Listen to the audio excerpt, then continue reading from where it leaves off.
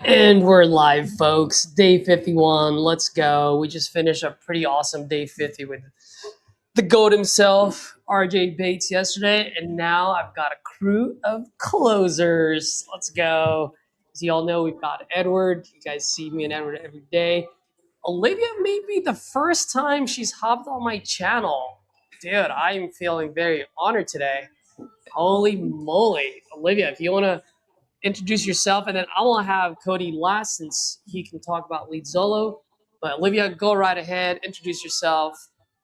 Yeah, so my name is Olivia. I am a TU member and I work for Sterling Property Solutions, and I'm here to win. Let's get some contracts like that. Let's go. Just short and sweet. There it is. Yeah. Gotta be mysterious, you know? There you go. There you go. Oh, well, that is definitely mysterious, Olivia. Good timing. I know. Oh, I thought she did that. I thought she I thought she flipped down the cover. That was legit. Yeah. Well, there's the mic drop and there's the camera drop. That was the camera drop. That was really bad timing. Oh my goodness. That's funny. And for you folks, you guys did see Cody. I think, was it last week or 2 weeks ago, Cody? So I'll leave the floor to you. I'd love for you to just explain to everyone Lead Zolo. Actually, Lead Zolo was probably the first, and I'll confirm this with Austin when I was with two other guys when we partnered up together. Lead Zolo is actually, if I'm not mistaken, the first PPL provider that we tried. Really? Oh yeah, you guys have been around for a while. It's changed a lot. I'll tell you that much. It's gotten way better from when we first tried Lead Zolo. So enough with me, Cody. Go right ahead and talk about Lead Zolo. Cool. Thanks, Caesar. Yeah, I'm stoked to be here. For those of you guys who are in the chat, or if you're in TU, you know that I am now, as my title says, a TU noob. So I've never done a wholesale deal. I have an expertise and background in just running companies, primarily sales. So I have a really strong sales background, which is why as soon as I got involved in Lead Zolo, I was like, dang, let me put me in. I want to get on sellers. I've always been super interested in real estate in general. Just have an eye for it and just love the game. So I'm really stoked to get in here and mix it up with these savages, get on the phones, talk to some sellers. So we got some Lead Zolo leads today. We did a stream yesterday. The guys did a stream with day 50 on the Forge with RJ, like Caesar said. And we've only got a few today. I'm working on the bid system. Just if you guys are familiar with bid system marketplace, the TU people have been just smoking the marketplace. So it's really bare today, which is good. You guys keep doing that. My team works to keep stocking it up. But that's a lot of stuff that it is a little more rural. I think RJ got a really good potential deal in Stillwater, Oklahoma yesterday. That was a banger. I ran the numbers on that, Caesar, after, and I was like, dude, I think that could be huge, actually. So we've got some statewide bids on. So I got some Texas leads that came in last night and this morning. Your boy is in Denver, Colorado, but I'm a Texas boy. So you guys are going to see me in the raw, right? I've done maybe, I don't know, 7 seller calls, and one of them was an actual legit deal that got to the pipeline. Then she ghosted me before signing the contract, which, hey, that happens, right? So I'm looking forward to learning from you guys today. First and foremost, that's what I'm here to do, is lock up a contract and learn. And yeah, just commit to the process. I had a really cool call with Jason Strickland out of the TU community, and he tried to help me really reframe to just hey man, focus on the process. I get in my head and I'm I want to win, and I want to win immediately, and I want it all to happen right fucking now, and I'm not supposed to say that right now. And so I get really, I get excited, but I'm excited to jump in here. So yeah, I mean, Caesar, that's all. That's about me. I mean, we have the bids on. We're getting these usually come in real time. So what I had been doing, just a background, gang, is when I turn my bids on, I'm at my phone, I'm at my desk, I'm ready to go. So my speed to lead has been really quick. So I'm interested to see what contact rate looks like with these leads coming in last night and this morning. But we're gonna hammer them. So yeah, let's hammer them. Let's get into it. Yeah, let's just do it. Let's let's start from 20 and down. Why don't we do this? And I know we kind of talked about it, and then while you were talking, I'm like, well, maybe we can do it the other way. How many are there between? So there's 7. Why don't we just split it between the 3 of us right now? Edward, go call 20 and 21. I'll call 22, 23. Here, what I'm going to do is I'm going 25 and then 26, 27. How's that? I'm going to filter as well. So the sheet's just like straight up all the leads to just hammer. Yeah. Does that make sense though? Yeah. You said I have 24, 25 or 26 to 27. You can go 24, 25, and then Cody, if you want to call 26, 27. I'll just completely ruin that by putting a filter on. Sorry. Wait, what? What did you do? Can you guys see that view or no? What did you do? Nothing's changed on my end. Oh, okay, never mind. Then I'm going to not do that, and I'm just going to leave them as is. So let's go your plan.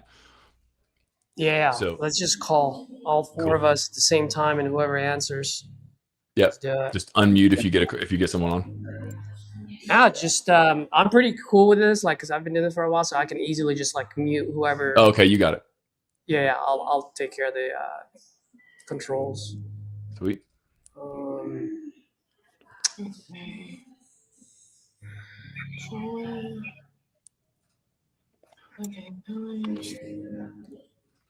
Of course, I picked number 22 with the address of County Road. Good job, Caesar. Is that tough to pull up in PropStream or what?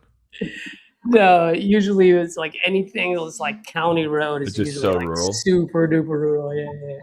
Yeah. Which is fine. You know, we still got to solve problems. Absolutely.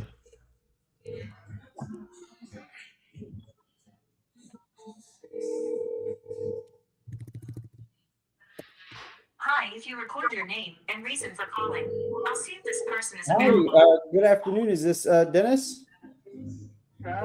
Hey, Dennis, this is Edward. I was calling because it looks like you may have reached out to us through one of our forms online about selling your property on Bryce Main. Is that something you're still considering? Sure, if I get a good enough offer. Yeah, absolutely. But you did reach out to us, right, through one of our forms online about selling? Is that correct? Okay. Correct. Great. And how much are you looking to get for it? 350. 350. All right. And just to make sure we can best help here, I will run through just a few quick details so I can get a better feel for the property. So just to confirm, the address I have here is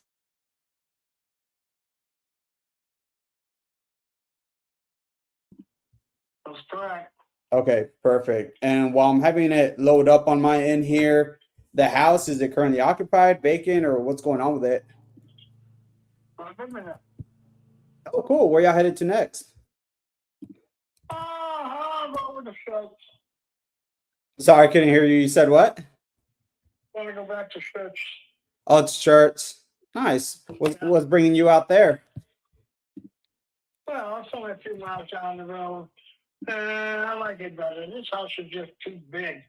You know, 5 bedrooms, 4 bathrooms, 2 living rooms, a 3-car garage, a front office, a library. I don't need all that. Geez, it's only you and the wife, or just you? Well, just me and my son. Oh, wow. How long have y'all been there? 5 years. Oh, wow. Okay, so y'all had like a good run there. I guess if you don't mind me asking, what sort of led y'all to consider selling now, aside from it being too big?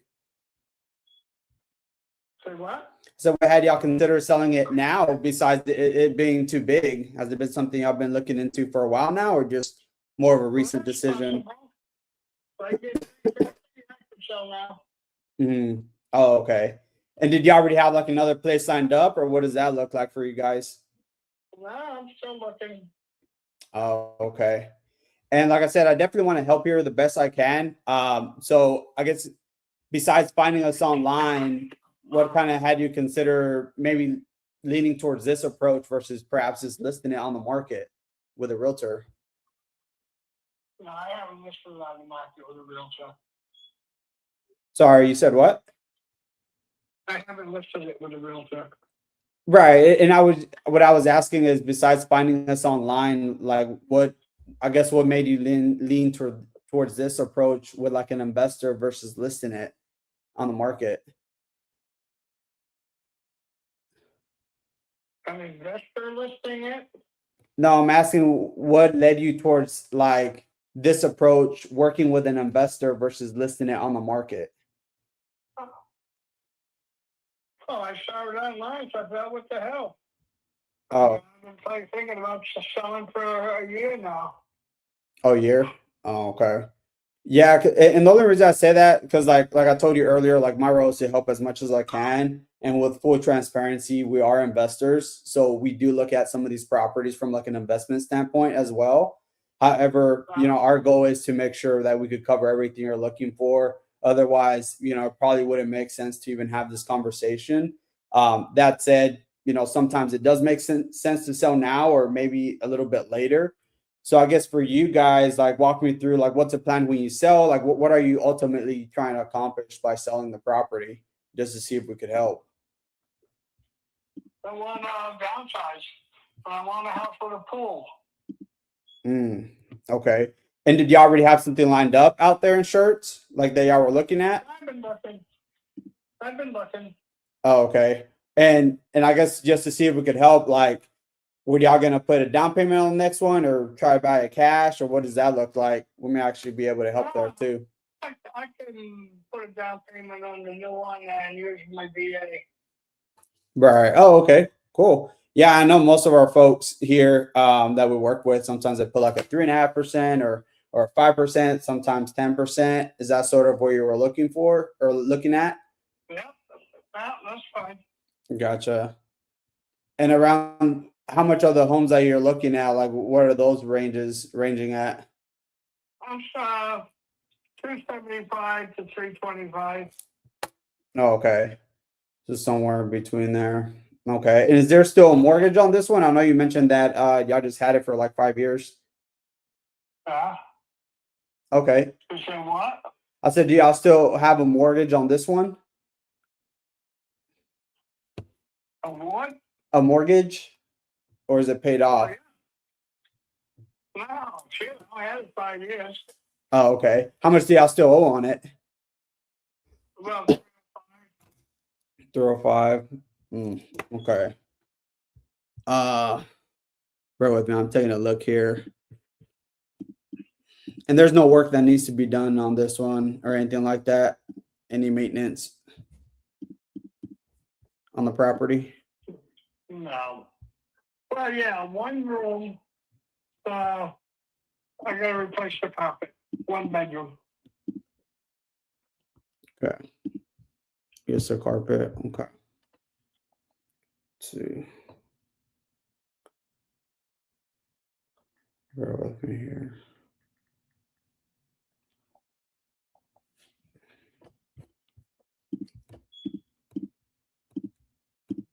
Let's see. And just to confirm again,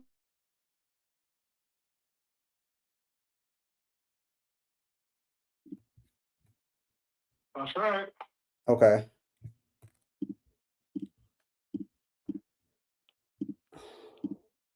Yeah, I'm taking a look. Yeah, I'm trying to see what I could do here. I'd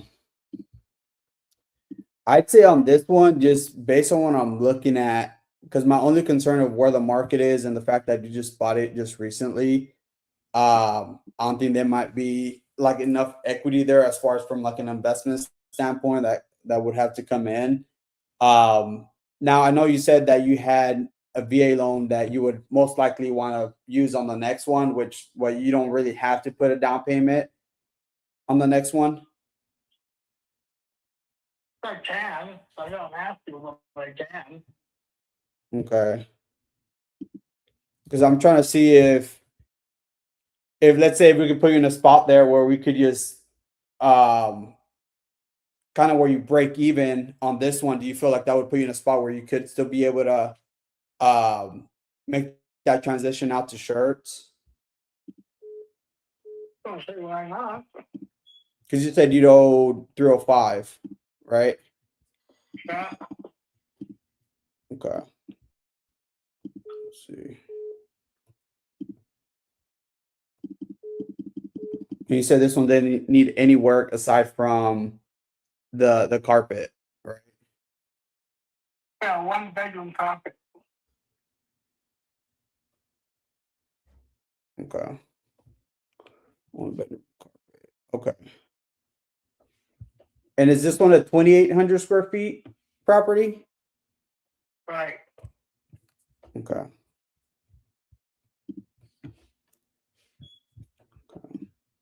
And how soon were you, like, let's say we can make that work, would you be opposed to like a 60 to 90-day closing? That's fine. Okay. Because like the only thing that I'm thinking of right now where maybe we could potentially help is, let's say we could line up like the 305, which is breaks you even on the mortgage, and we could get it done within 60 to 90 days. Do you feel like that would put you in a spot so that way you could just get from underneath this and then still give you enough time to qualify for like the other properties insurance? Sure. Okay. Because that being said, I would say the only reason I'm bringing this up is because I'd say about 30 to 40% of our deals that we do is cash, but they do tend to be a lot lower. Now, in this situation, some of the deals that we do something what's called an ovation.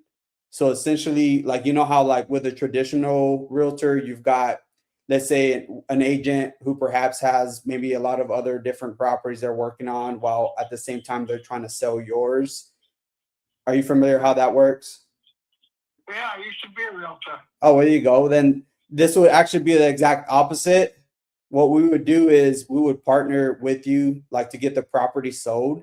So we would just position it like on the open market in front of, let's say, like retail buyers, including like folks who maybe are not looking on the MLS, right? As well as buyers who maybe want to come in, choose their own finishes, or perhaps custom renovations that we can facilitate through like our relationships, which ultimately helps us sell the home faster and gives us the ability to be able to give you a higher offer.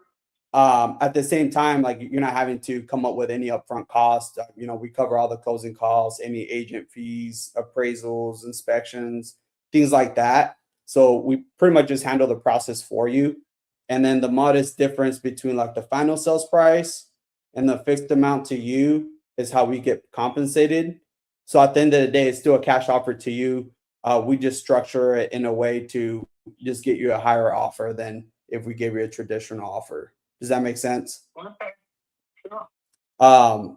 So yeah, so like if we're able to do that to get you, the 305 to pay off your mortgage in the next 6 to 90 days, is that something that you'd be open to proceeding forward with? Sure. Okay. So what I could do then, like the way our process works, that way you have an idea on how this will look like, is if it's something that you want to move forward with today, we could draft up an agreement. That way we could email it over. We could go over it together just to make sure everything looks clear.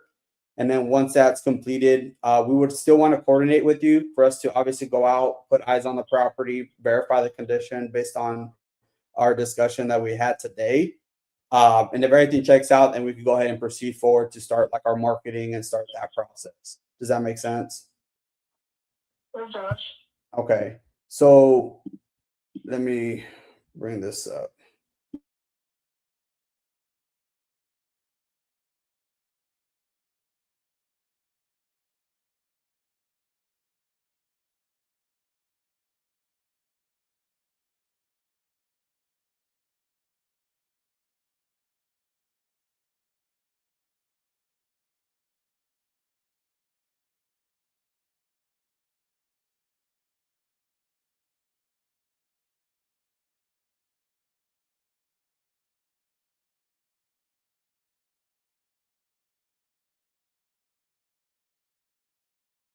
Okay, then let me go ahead and draft this up here for you.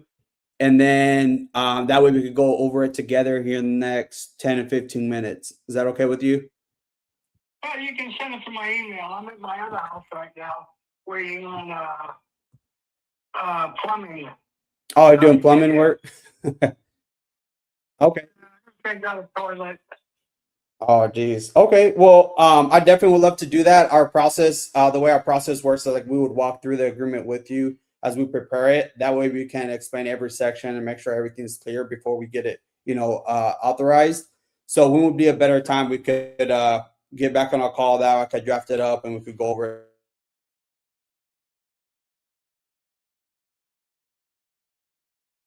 Okay, and we'll go ahead and do that for 3 then.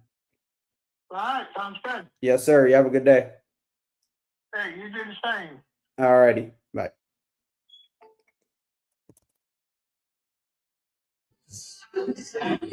Edward, your luck has been turning around today, huh? Yeah, First call, first dial, unlike yesterday. bro. Yeah.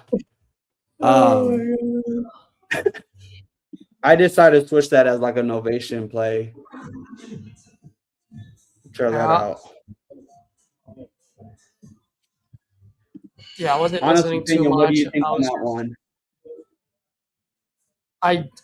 I wasn't listening to your calls because I was like underwriting the others, but No, I'm there's talking about like the what? No, I was talking about the numbers there. It would just I think basically be what he owes on the mortgage, which is how much does he? 305. How much? Yeah, but it'll be a novation That's play gotta on be this. It might be because low 300s is like cash the doesn't work. CMV. Cash is definitely Yeah. not gonna work. Yeah, no, cash no. No. Maybe possibly a sub 2 deal, but Oh no, sub 2 is freaking interest rate isn't that good. oh, the interest rate is gonna be okay. Yeah. All right. Since I've underwritten all your guys' deals now, let me go call this one.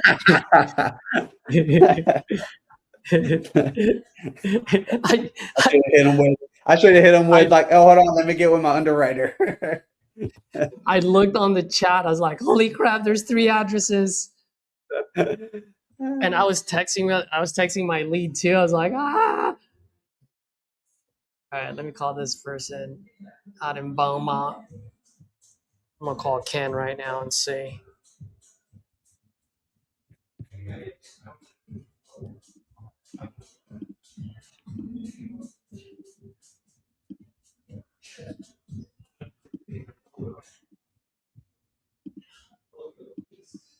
Oh man, what the hell? 409.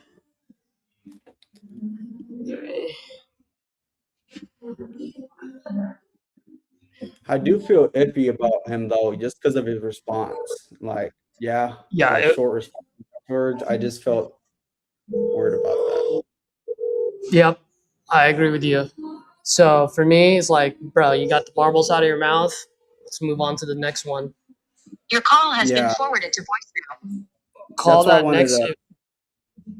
I'm calling if they're all on the phone, call that next one. Is Cody on the phone? Cody, if you want to unmute yourself. I can't unmute you because you muted yourself. I just unmuted Olivia. So, hey, Olivia, how you doing?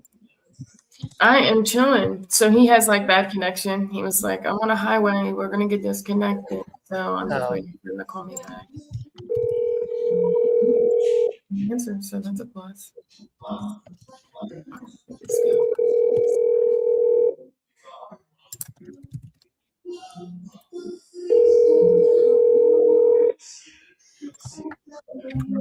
Your call has been forwarded to voicemail. The person you're trying to reach.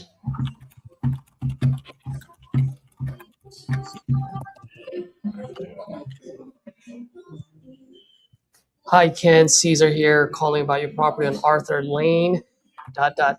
Looks like you filled out a form on my site looking to sell this property. Give me a call when you get this. Always looking to buy property in Beaumont.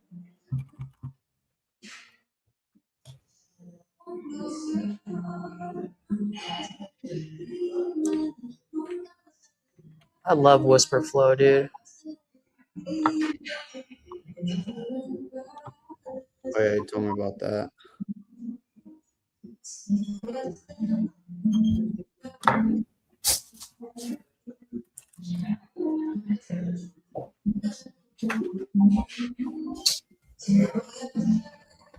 Just don't forget that you got it. Getting disconnected there. Yeah. Let's do that data right there. All right. Okay. Okay, so where we left off, can you? What is listed on Redfin is basically I mean, I'm not gonna go much lower than that. Because I mean, I've updated it on Fisbert. Are you familiar with Fisbert? I'm a little bit familiar. You know, it's a.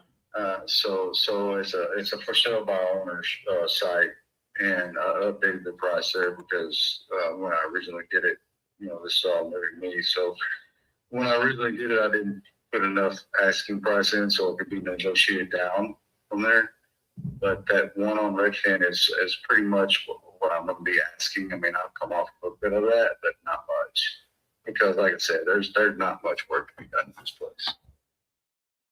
Okay. And it's in a fishing community. So, I mean, the lake has 2 professional tournaments twice a year and tournaments, bass tournaments all year long. So, What's originally got you looking to sell this one? I just don't want to be in the HO anymore. I'm going closer to our daughter.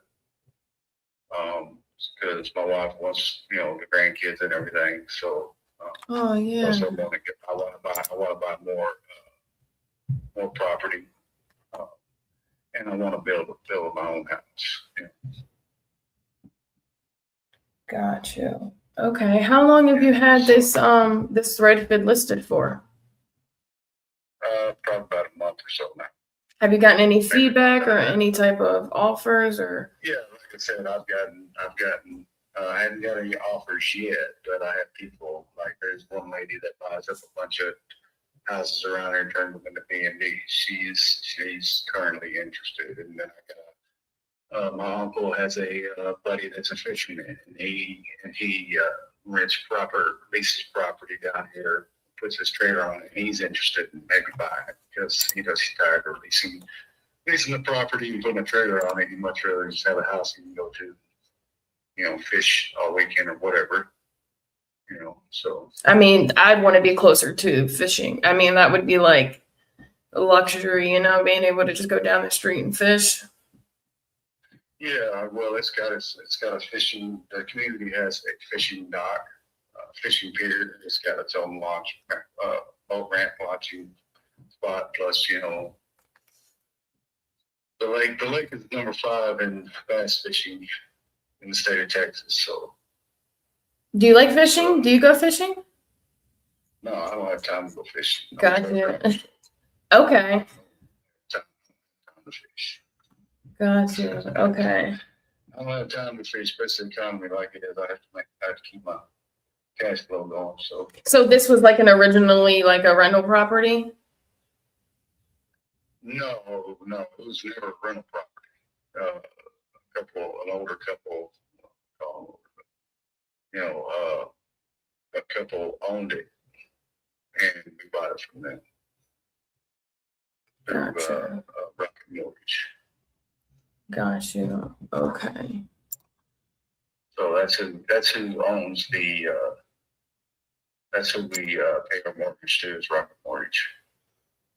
Okay. Well, look, Joe, I'm going to be completely honest with you and transparent. You know, I can't, as a cash buyer and as a real estate investor, I can't buy the property at market value price.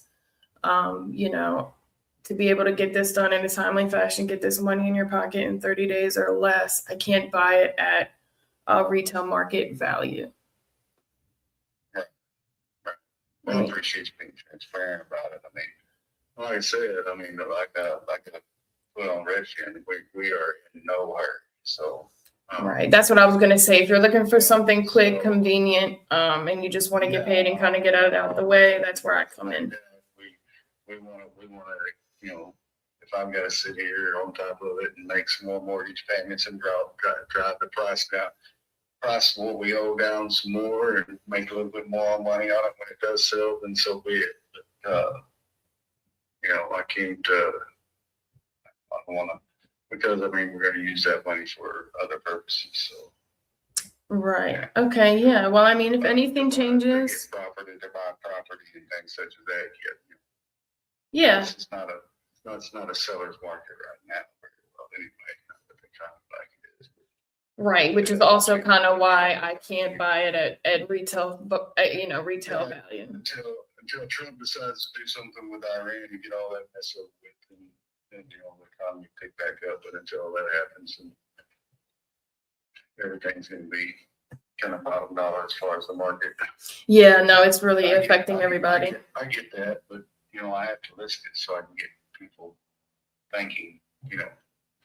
Yeah, for sure. Well, listen, if I'll continue to follow up with you if anything changes and you're just ready to go and ready to cash out, I'm here for you. I'll just continue to follow up with you, and if anything changes, feel free to reach out, text me if you have any questions. Okay, just out of curiosity, what will be your cash out price? Well, what I don't want to do is give you a number and then offend you. What I do have to take in consideration is the. You don't offend me at all. Just give me something think of. Okay, so if you have it listed for about 137 and it's been sitting there for about 30 days, I know you said you've gotten some feedback. I mean, it just really depends on where the market's at. I wouldn't be able to buy it at 137. We'd kind of have to be at about like 50. How much? About 50,000, and that's cashing it to your pocket, no closing costs, no holding costs. That wouldn't even pay off from what I'm. Right, and I understand that, and I understand that's why you have it listed for sale by owner. Like that makes sense. Yeah. All right. Well, I appreciate your time, though. If anything changes, feel free to reach out. Okay. I'll do it. All right, Troy. You have a great day. You too. Bye. All day.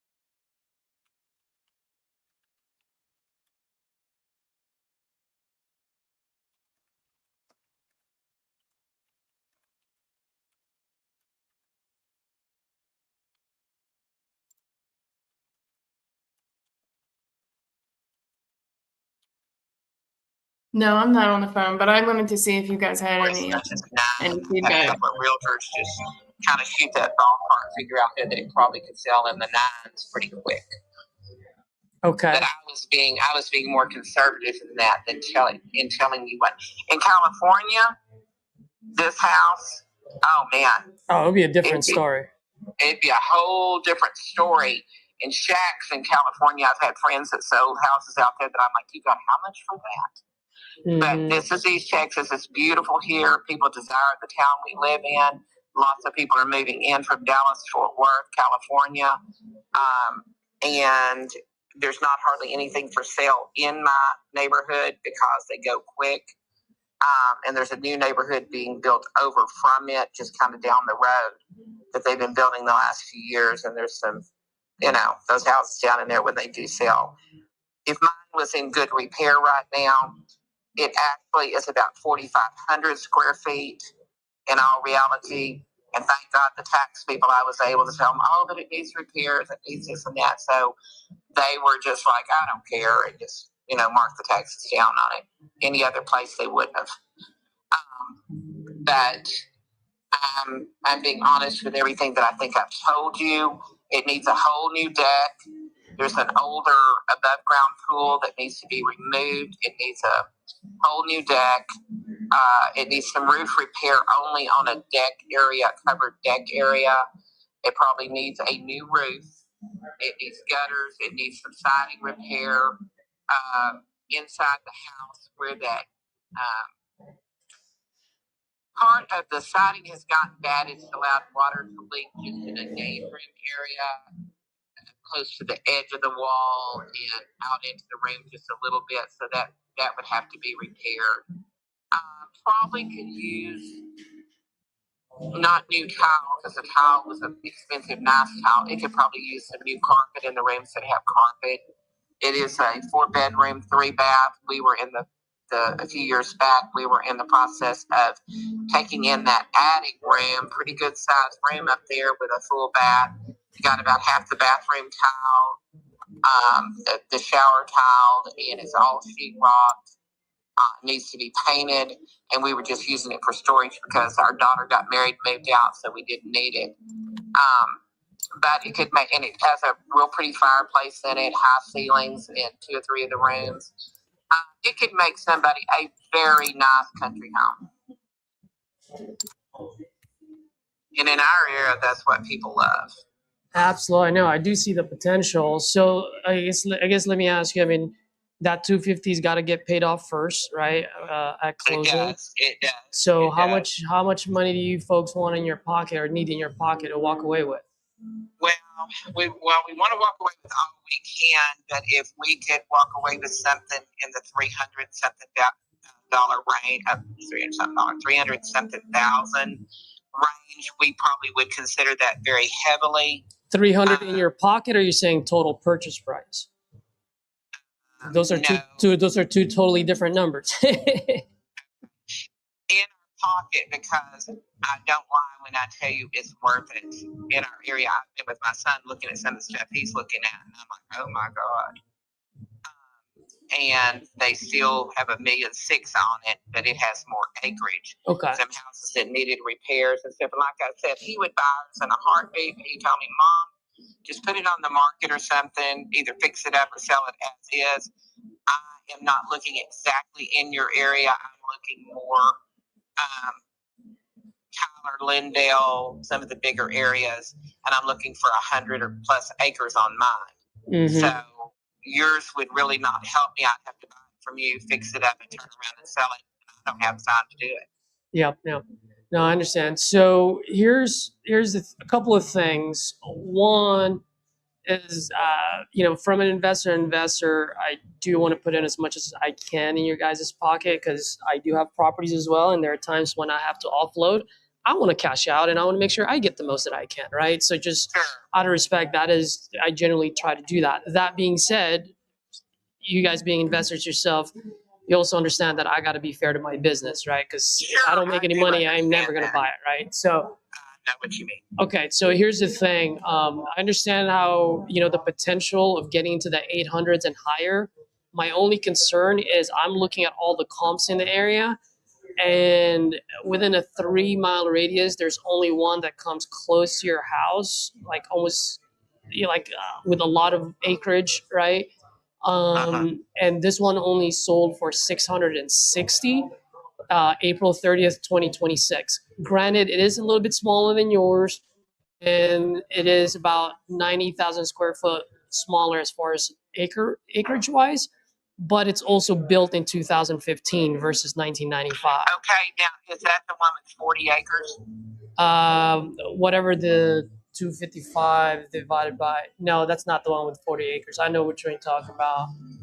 That one doesn't show exactly how much it was sold. Well, you tell me your numbers that you're thinking about with them, because I'm trying to be as honest as I can. Yeah, absolutely. And so I'm about to get to that point right now. I'm just trying to explain myself, so at least I'm not here trying to pull a fast one. I understand where you're coming from. Yeah, so right now, just based on what's sold in the area, I can probably say 700 really is the after repair value. Can I get lucky with 800? Yeah, but if I don't, then I'm SOL and I can't I can't come knocking on your door for a refund, you know?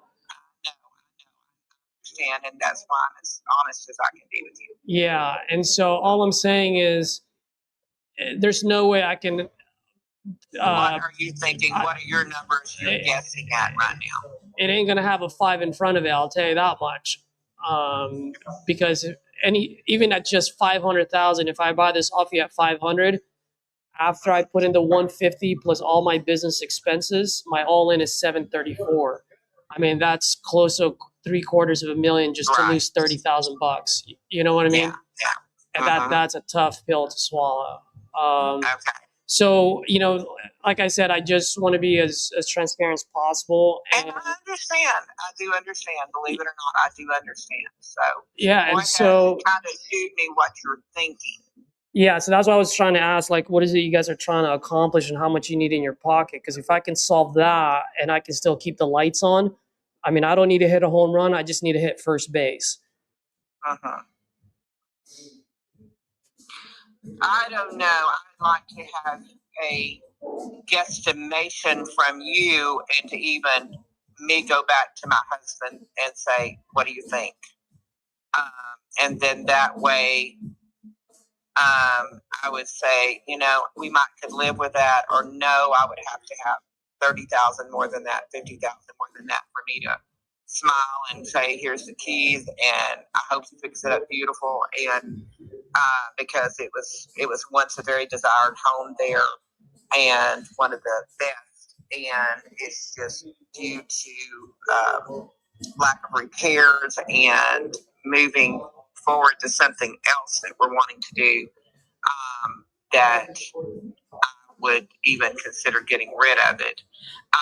But that's what I want from you. If you're an investor, I'm not stupid. I know, because we used to come in, and my husband used to do work for people, realtors even, that would buy these houses because grandma died, or they got a divorce or whatever, and just left it sitting for years, and then finally let's put it on the market. And he would have to come in and bid and get the jobs and do his work and do it at a good job at a fair price, so that they made some money. So I get that. He would bid competitively. Sometimes he got the job, sometimes he didn't. But yeah, I mean, turn it around and move it and go, wow. I could tell that needed some repair and all of this, but now it's beautiful. And they did some extra landscaping, did something, or did or did not. And somebody looking in that area, they knew they did, and they're like, here you go.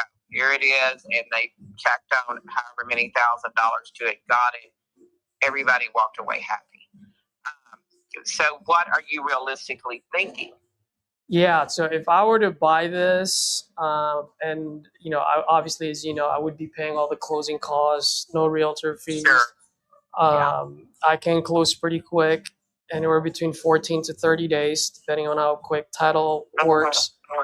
But in order for me to buy this, I'm just gonna let you know, in order for me to buy this, my all-in has to be at 600 so that I can sell it for 7, because it's a good chunk of money, right? And when I let my babies go out there, I just want to make sure my babies come back with more babies. And so if I were to buy this, if I were to make any offer, it would have to be in the 300s, and it would have to be in the low 300s. So you would make an offer of the low 300s? It would have to be, ma'am, because like I said, I got to put in like you said, $150,000 of repairs in there.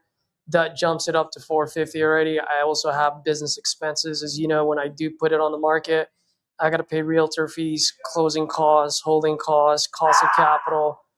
The longer it sits in the market, the more it bleeds in my pocket. So I got to take all of that into consideration, which because you guys are in the business. The low 300s wouldn't even net us 100,000. No, but it might net you 50 or 75. Yeah. Okay. All right. Well, I appreciate your honesty, and I'm going to be honest enough to tell you I don't think we would do anything like that. I will call local realtor, because I've had a few of them call me a year or two ago wanting to know if I wanted to sell it.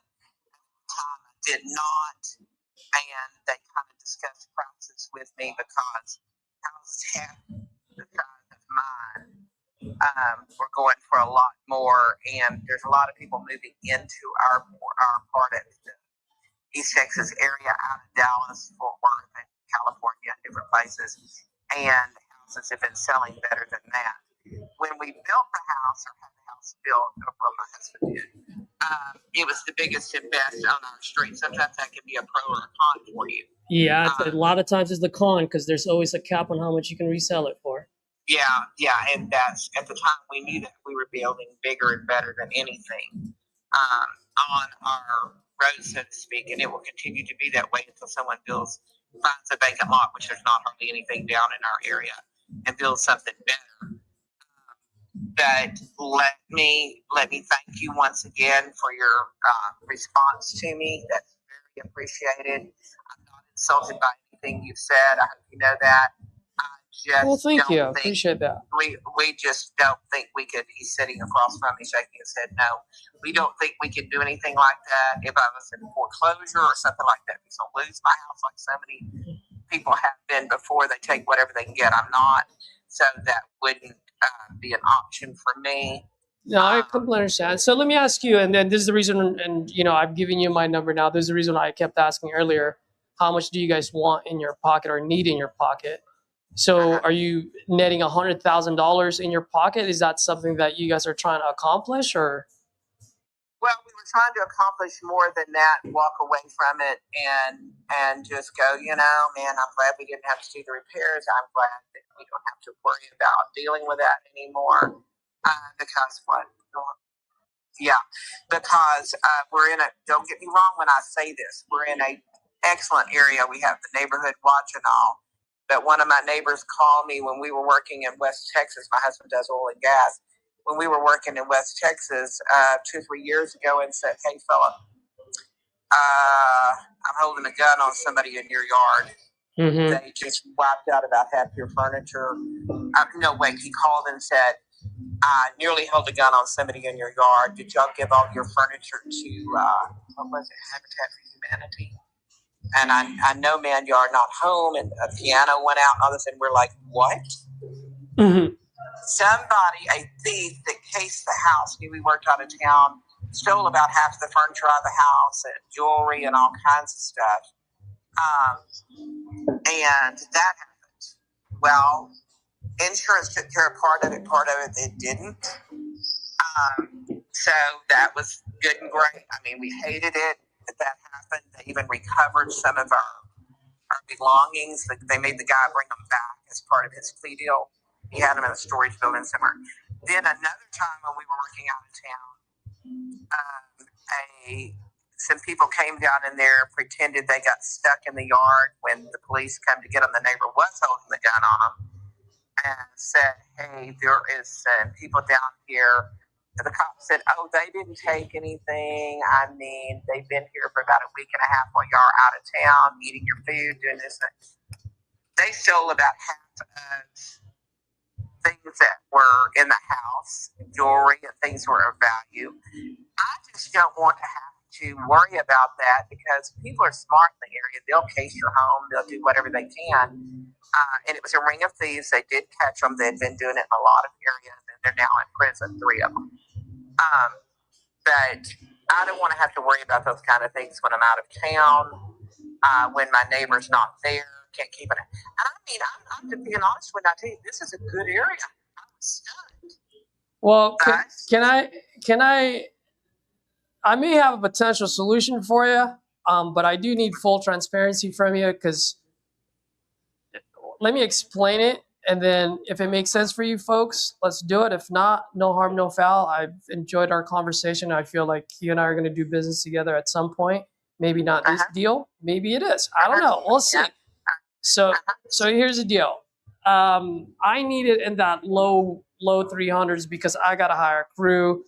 And looking at the area where, like you said, like there's not a whole lot of movements over there. It's too much of a risk for me as the end buyer, right? As the flipper. That being said, I am a nationwide buyer, and I also am part of a huge community. I also even have my YouTube channel. Not that it really matters, but I've been doing this for quite some time. And what I can do is I can simply assign this over to one of my partners who have their own crew where it may not take them $150,000 to fix this, right? So therefore they can pay a little bit more than I can. I don't charge you folks anything. The way I get paid is I simply partner with them. They either make me as a partner so that I get paid after they resell it, or they just pay me an assignment fee, right, or a referral fee, which, as you know, in our industry, we call it an assignment fee. That's how I can do it. And when I do this, I like to move quick. I'm not here to get a contract for 30, 60 days. I usually just ask for 14, meaning I only have 14 days to find an end buyer on this. If I can find you an end buyer in 14, great. If not, then now you know exactly what investors are willing to pay in that area. And then at that point, you can either move forward or you can put it on the market with a realtor. Yes, you're right. You're right. Okay, let me tell my husband, he's sitting here and we're listening. We're going to go to lunch and we're going to talk about this. But, you know, I know that the low 300s would not even net us enough to make it sound appealing. You know, we would probably have to net at least $150,000, $155,000 to make it worth our part. And I know how much did you say? 100 what? $150,000 to $175,000 our part. Walk away with that venture we couldn't even consider because that would be very foolish on our part. And I understand you're an investor and you've got to make. I also know that to make it worth our time, our trouble, our taxes, our everything, that's what we would have at the bare minimum do. But I understand if you can't do that, but I do appreciate you calling me and talking so candid with me and being very informative. And I'm very thankful there are still people out there like that. But we prayed about this. We kind of know where we've got to be, at least to not feel like we just signed it over to somebody and gave it away. Yeah. Well, can I be? And I'm so sorry to cut you off there. I'm sorry. I'm at a coffee shop and you're kind of in and out. I didn't realize you were still talking. No worries. But if I may, I'd like to just point out three important points for you folks. So as you go to lunch, you can think about it. Okay. So a couple of things. First one is if you guys do decide to move forward with me, I would the benefit of that is because now you get hard feedback. Not just from random people calling you, acting like they're the end buyer, but that they're wholesalers, right? You're going to get hard feedback from actual end buyers in that local area. So in that way, if you decide not to take any of the offers and you decide to go to the market, you now have hard data to actually price it out correctly. Because the one thing that you do not want to do, and you know this, is put it on the market with a realtor at a high price and it sits there for a long time, and now it stigmatizes, right? It stigmatizes your house, and now you have no leverage. Any investor comes in, they're like, well, it didn't sell at 700, so we're only going to pay you 200 now, right? You don't want to be at that point. I got something going south on the market. I agree with that with my husband being in the building industry. That's right. So we don't want to do that either. Yeah, so going off the market with me, that would be a better bet before you go on market. The second thing, if you don't mind, I just want to finish the 3 points so you guys fully understand.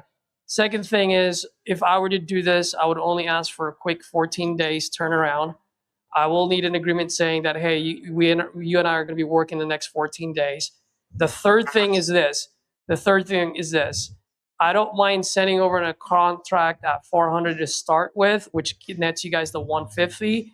But I'm going to be honest with you right now, fully transparent with you. The only way an end buyer will pay this at 400 is if we get our realtors in there and the realtors will actually tell us, yeah, we can put it on the market at 800 after it's being fixed. If the realtors come back and go, Cesar, you're right about the 700 mark, then it's going to have to be in the 300s. So I'm just being transparent with you now. So that way, if we do give this a try for 14 days, I have managed your expectation and you know exactly what I'm going to do on the back end. And if all those things line up, then yeah, you and your husband walk away with 150. If it lines up towards what I'm seeing on the market, then you guys are probably going to walk away anywhere between 50 to 100,000 bucks. It's as simple as that. At the end of the day, it's just math. Yes, and I get it. And you have been so honest, and I appreciate that. My husband just picked up his other line. And listen, you had a great coffee shop time. We're going to go to lunch, and you and I will talk some more about it. And I'll get back with you, sweetheart. Thank you so much. Yes, ma'am. And let me know one way or the other, okay? We all thank Okay, thanks. Bye. Sorry, guys. That was a long call. You have a great coffee shop time though. Yeah, that was good. I still learned a lot. I mean, you have a great coffee shop time. Yeah. I miss like having that one. I was on my lady for like 23 minutes or something like that. Olivia, have we called everybody? Or are we still? Yeah, I called mine. One was no answer. The other guy was just not highly motivated, looking for retail. There's a New York one that just came in. I want to get y'all's feedback though. So if again, I'm new, so I'm like moving at a slow pace. Very motivated older lady. She's basically either looking to sell her property, but her and her family own 3 properties all right next door. So she lives in her mom's house who passed several years ago. She already has a new house an hour away in San Angelo, Texas, and she lives near her son and her grandchildren. So they just have this vacant house. Her stepfather lives next door, and he has also talked about moving out, but he currently lives in that house right next door at 409. And then her son owns it's like a lot. It's a double lot with a warehouse, like a little shop, like garage that they built on it. And so he's not doing anything with it. It's just storage. And he has also talked about selling it. And I was like, well, hey, Rachel, I can make this deal with you. I think we're close because her property is in like decent condition. Like it needs cosmetic stuff. But it needs a new roof and it needs cosmetic stuff, but it isn't like a total, shithole. But you never know. And so I was like, hey, I can either do this deal with you here, or you can talk to the family. We can do all 3 of these and I can get you guys more, a bigger number. And I was like, what do you want to do? And so we agreed, like, I'm gonna send her an offer. She wants the tax assessed value. She needs to be at 50. I was like, well, I probably need to be at 30 to move on to this today, just kind of per what you sent me in the chat. But I took a closer look at it again. Like her house is going to be in much better condition than what you sent. Okay. And she was like, I won't do it for 30. And I was like, what about 40? And she was like, no, I won't do it for 40. And I was like, well, let me look at a few other numbers. I can't find any other good comps. Like I'm still struggling with PropStream and just like trying to find exactly like how far outside the lines do I go and all that kind of stuff. And I was sending comp reviews to Cassie and them. And like, I'm trying to get a better idea of like, okay, how do I do this? But anyway, that's kind of her story. She, chatted with me for a while. She's a very sweet lady. I got away with those middle-aged ladies, I'll tell you that. But, so that's kind of my situation. And I was like, hey, let's do this, let's do that, whatever. So yeah, I don't know. I just ran the numbers using the profit calculator as well. Like if I put just under your ARV that you sent, Caesar, so I put an ARV of 130. Let me do 130, I think. If we put 30 into that, and I think that's probably being pretty aggressive on that. If we locked it up for 45 or 50, I mean, like I'll take a thin assignment fee just to get a deal, because like I'm in the phase where like I just want to get my first deal, right? Like I'm in a privileged situation in that way. So well, put it this way, since you're new, I would say take a shot at it, because the learning lessons that you're going to get from it it will outweigh the assignment fee of it. So I always say go make a $10,000 mistake today. I would have just unlocked it up, because then you're going to get hard feedback. Maybe I was wrong on my comp. Maybe you're wrong on your comp. And maybe this book goes, oh shit, this is a banger. Yeah. Right. Or it can go the same way, which is like, well, that's what Caesar said. Okay, cool. Now you just go back for a renegotiation. Okay. But either way, I would just say, just go ahead and do it. And here's one thing I always say that we got quite a bit of folks that are watching. I'm like, if you're new, like even if you send out just contracts, just knowing how to send out a contract is so powerful, because now you can now you know how to send a contract on the spot within seconds. And guess what? You're gonna come across the right person at the right moment. And if you've never sent the contract before, you're gonna be like, and then now you're gonna have to get off the phone, and then you're gonna have to call him back. And by the time you call him back, Edward had already talked to him. Yep. And Edward got the I contract. got my first one, was just kind of going with it, and then I got a banger ass assignment. So Cool. I just Cool. winged it, and yeah, it was cool. Yeah. I'll send one out for 50. Like, I don't know. Like it's just based off tax assessed value is what she wants. She's like, that's how she started the call. She's like, I just want the tax value.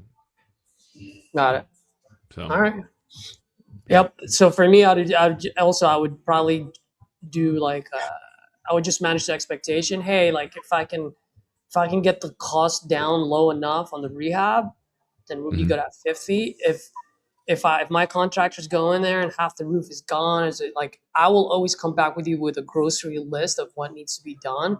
If we need to come back on price, nice. We're gonna have to come back on price. Yeah. And then at that point, you decide whether you want to move forward or not. You know. Cool. That's a great expectation setter. Yeah, I've been curious about that, like that, because that's been one of my concerns too. As a newbie, I'm just like, okay, well, what happens? We do contract, and then like I know I have to like change price. Like, how does that? How often does that just blow a deal up? So that's good feedback as well. Yeah. So. And then also another thing that I like to use, and everyone's got their own thing, right? So I'm just sharing it. It doesn't mean that you have to use it or it's efficient.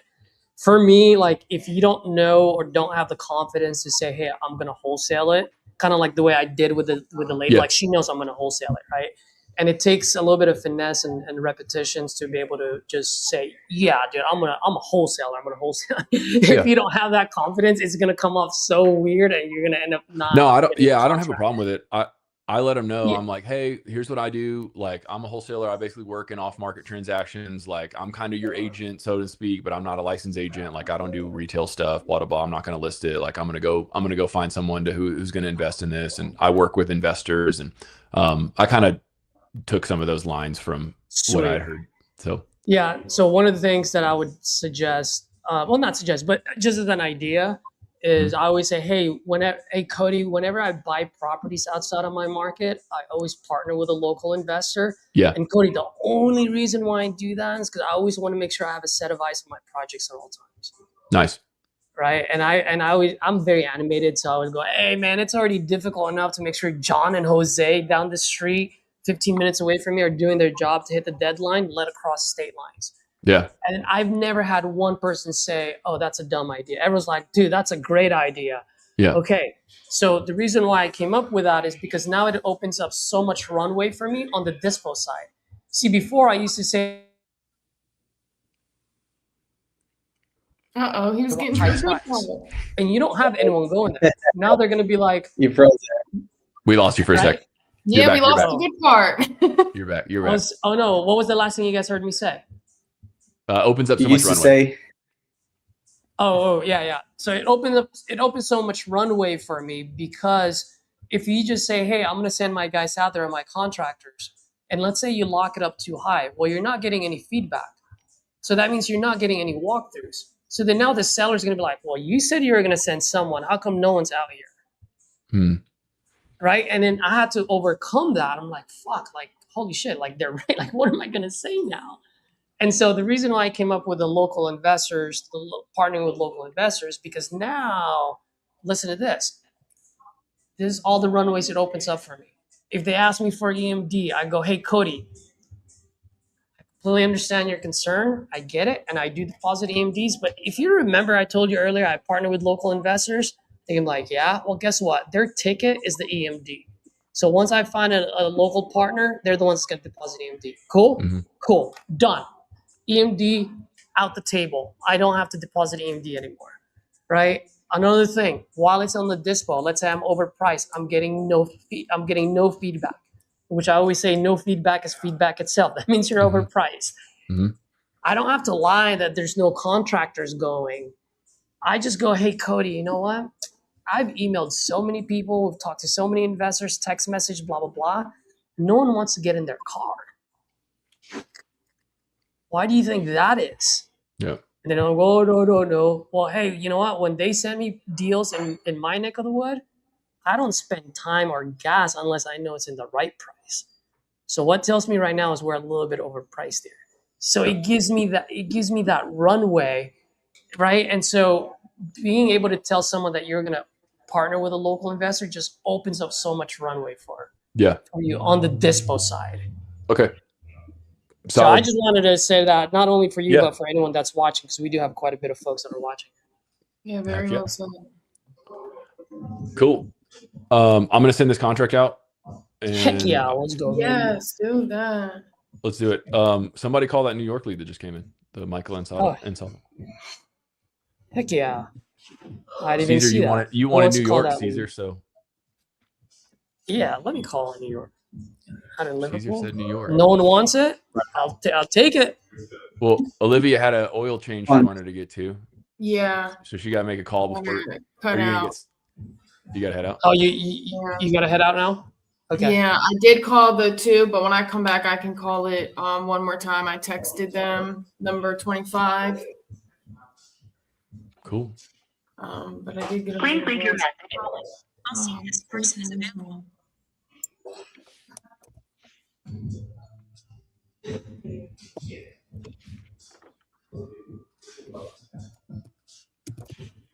I do appreciate y'all though. Next time y'all have one, I'm here for it. Y'all just let me know. Appreciate you jumping in, Olivia. Good to see you. Caesar calling about Donald Place. Thanks. Please stay on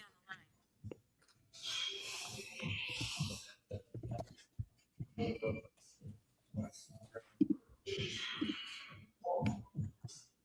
Huh? He hung up. We just got a Texas one. You want to call that one, Edward? If Cody's still sending out the contract? Yeah. Yeah. Let me call this one real quick. I was trying to get this one on.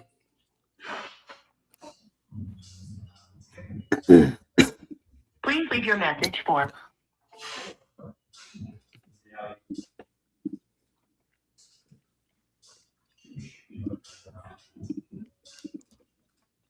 All right. Let me get this one.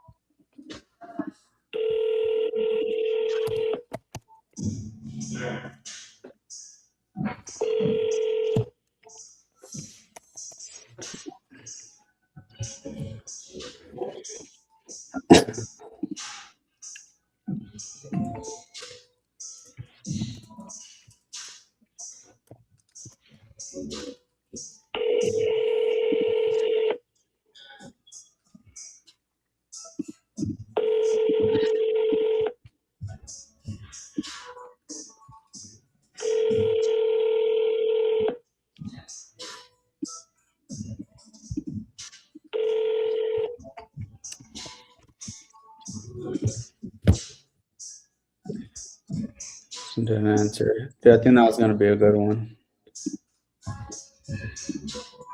Which one is that, Ed? The Texas one. Oh, that came in. The 30 that just came in? Oh, yeah. Tired landlord. Yeah. Yeah. Nice. Yeah, I was trying to get him on the phone, but he didn't answer. Do you guys, how often do you guys leverage text? I have a crazy high response rate via text. Like I'll text and call at the same time, and like my response rate is like really high. Oh yeah, I always text. I think you're on mute, Caesar. Mm. Oh shoot, am I on mute? Can you guys hear me? No. No, yeah, I can hear you. Oh, you can? Can you hear me? Yeah, I can hear him. Yeah. Oh. I can hear you, but I can't hear Caesar for some reason. No way. That's probably a me thing. That's Let me weird. refresh You guys, it. yeah, you guys came here. I was like, what? Yeah, that's funny. All right. Josh Ferris, You what just did you called say? the Have a newest one? guy. What? We got a new one? Yep. I'm calling it. Colum, Illinois. And, Yeah, you guys, I actually got to take a little biological break real quick. I'll be right back. All right. Cody, you can hear me now, right? Oh, shoot. Now I got to wait for Cody to come back. Hi, good afternoon. Is this Mary? This is Hey, Mary, this is Edward. Looks like you had just filled out one of our forms online about possibly selling your property there on Cleveland Street. Is that correct? Yep, that's correct. Okay, great. How much were you looking to get for it? As much as possible. Of course. I don't think there's anybody I spoke to that's looking to get as little as they can get. Did you have a price range that you were looking to get for it? A ballpark? I did anywhere from, I'm hoping for like 60. Okay. And just to make sure I can like best help here, I'll run through just a few quick details just to get a better feel for the property. So just to confirm that I'm looking at the right address here.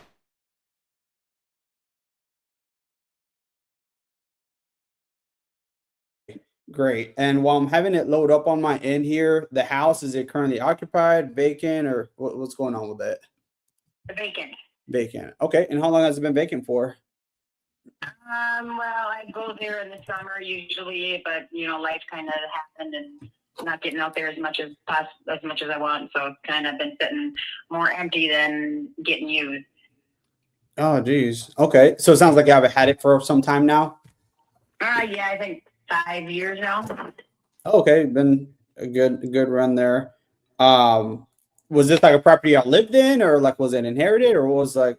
No, I bought it, and then my plan was to relocate out there, but like I said, life happened and things didn't work out that way. So now I'm gonna sell it. Oh, geez. So y'all never even moved into it when you bought it 5 years ago? No, I mean, I went down there for a couple months and then came back home to Minnesota and then went back out there for a couple more months and came home, and then a year went by and then, you know, I went out there and but yeah, no, it was just kind of supposed to be, you know, something, a dream come true, and kind of being there. Oh, geez. Well, I'm so sorry to hear that. And I guess like what sort of like led you to consider like selling now after a little while? Because the property taxes are due, and I mean, I'm not using the place, so it's costing me money rather than me making money. So Yeah, I know. I mean, some folks, I mean, we get properties and just it's sitting there, not even doing anything. It like still costs you money, you know?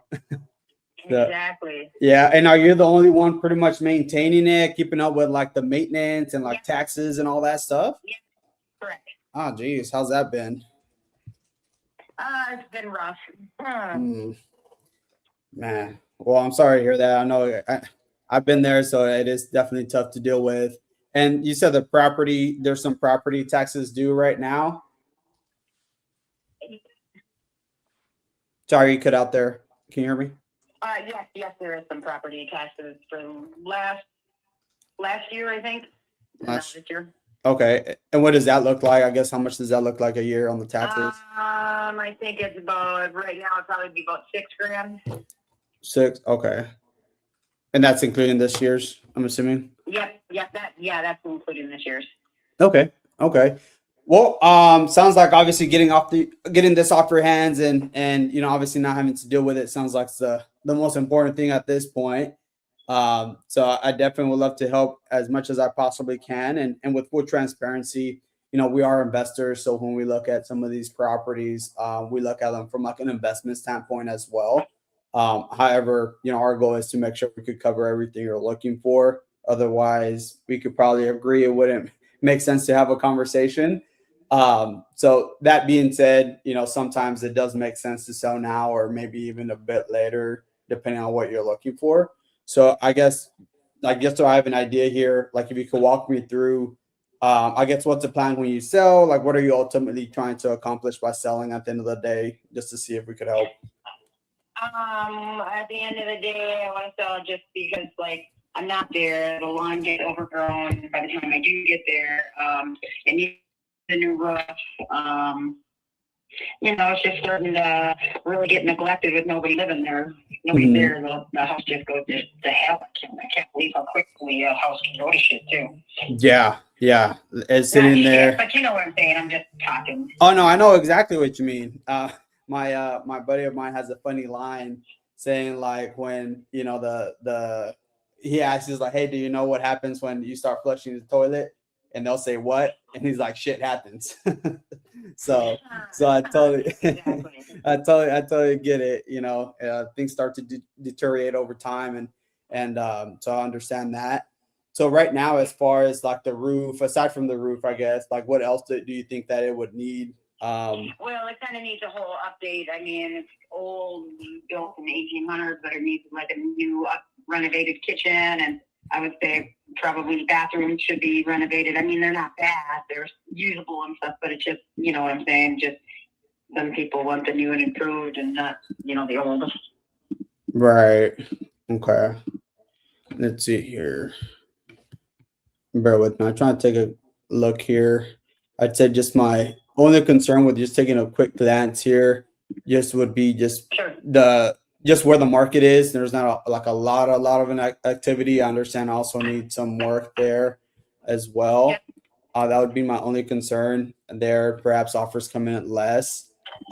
Say if we were able to obviously pay off the taxes is definitely a priority there to get paid the $6,000.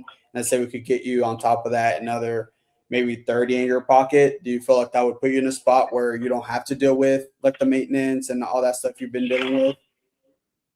Yep, I'd be okay with that. Oh, you cut out there. Sorry, can you hear me? I'm not sure if it's my line that's messing up here. I'm not sure if it's mine or yours. It could be mine. It could be yours. But I can hear you now. But I just stepped outside for a second, and now I'm back in. So I don't know if hopefully you can hear me better. Or yeah, I can hear you a lot better. Okay, great. Okay, perfect. So yeah, I was saying if it's something that we could line up for you, is that something that you feel like will put you in a good spot there, so you don't have to be coming back and forth and dealing with all that? That would be fantastic. Okay. Yeah, I could hear that you just want to be done with it. So I definitely love to help here. So the way our process works, that way you have an idea, is if it's something that you'd like to move forward with, we would just send over an agreement with the offer there for us covering the $6,000 on the taxes, getting you an extra 30 on your pocket. And then from there, once that's completed, we would want to still coordinate with you for us to just go out, put eyes on the property, just verify the condition. I understand it's been vacant for some time, so I'm already anticipating that it does need work, like you already mentioned. And if everything looks good, then we're go ahead and open title with like title attorney and start that process there. Make sure everything is taken care of. And like I said, I always like to be open and transparent. So let's say if something does come up that maybe we didn't know about, like maybe the structure just tore down, or like the roof is just completely caved in, or foundation is caved, something crazy like that. Then at that point, we would just discuss further if we need to either revisit price or time frame or the timeline of closing. But at that point, you have the right to say yes or no. Does that make sense? Okay. Yep, that makes sense. Okay, perfect. So what I'll do right now, it looked like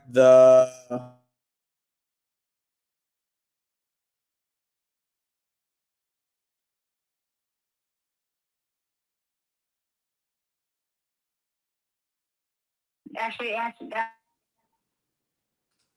iPhone, so I've been using my Android phone, and kind of hard to get to my computer all the time. So if you could put at gmail.com, would be better. Okay, I'll go ahead and do that here on my end then. Okay. All right. Well, let me draft this up here real quick then, and I'll draft that up. I'll send it over. We'll walk through it together just to make sure everything looks clear.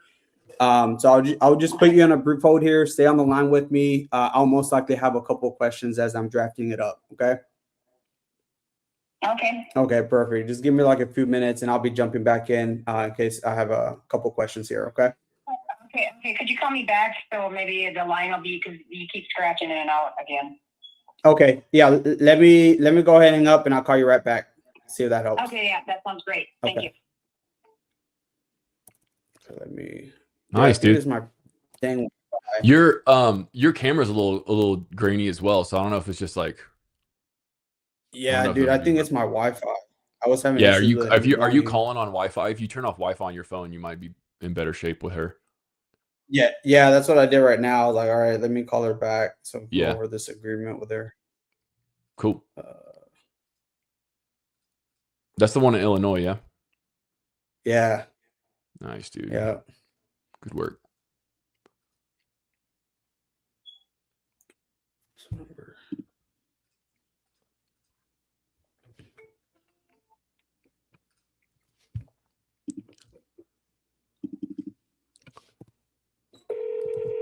I got another one just came in as well.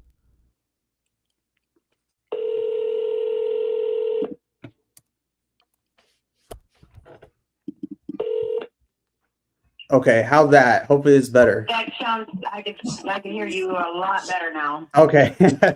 That's great. I was like, what's going on? I honestly think I it's probably my Wi-Fi, because I was calling through Wi-Fi. So I was like, let me just turn it off. Maybe it is my Wi-Fi that's being low spotty there. All right. All right. But I can hear you loud and clear now. Okay, perfect. All right. And you're good with a 30 days on or before closing?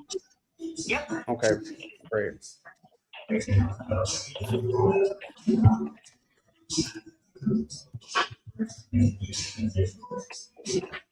You say you're out in Missouri now, or No, in Minnesota. Minnesota? Yeah. I know it started with an N. Yeah, but just getting ready to head to Illinois to move on, do the regular maintenance and stuff. Yeah. Probably a week, but. How often are you having to go out there? Well, usually I don't too much in the winter, but in the summer I try to get out there as much as possible. But realistically, let's say 60 days out of the year, probably. Okay. So you said typically is more busy. For me to own a place. What's that? I said it just doesn't pay for me to own a place there and here. I just can't be at two places at once. If I could go and rent a hotel room there for that price, Yeah. And nowadays, I'm sure the gas ain't be cheap either. Nothing is. Yeah, everything's just going up. Except for a paycheck. Yeah, that's the only downside, right? Like everywhere you go. I know it.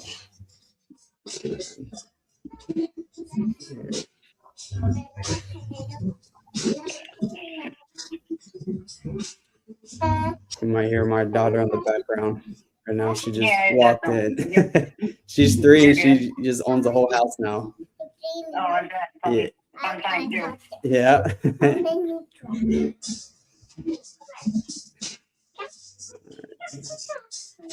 And then I was going to ask you as well, were you the only one on the deed, or was there someone else that? Nope, just.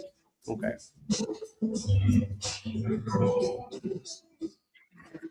Bear with me here. I'm almost, give me like a minute or two. I always say either I'm slow with the internet or the internet's slow with me sometimes. Can I give you a call back here in about 20 minutes? I'm kind of in between schedules here, so I got something I got to do right now, and it's kind of taking my focus away. So okay.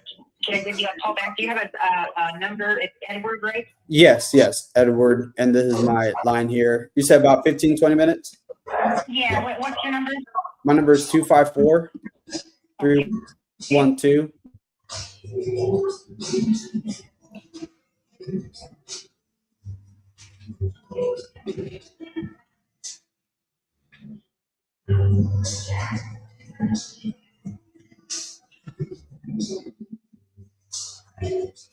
All right. Oh shit. Cody need help? All right, Cody, I'll hold this up right now. No. Let's see.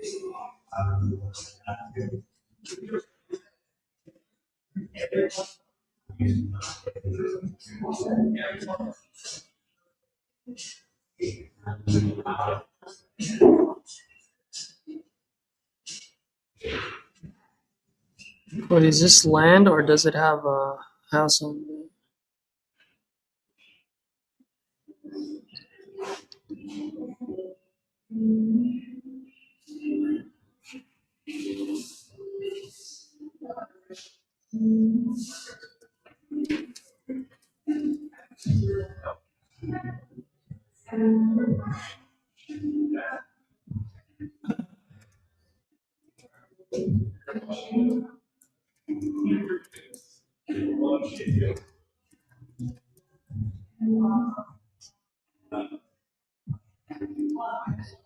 Is it just me, or we can't hear Cody? Can't hear Cody.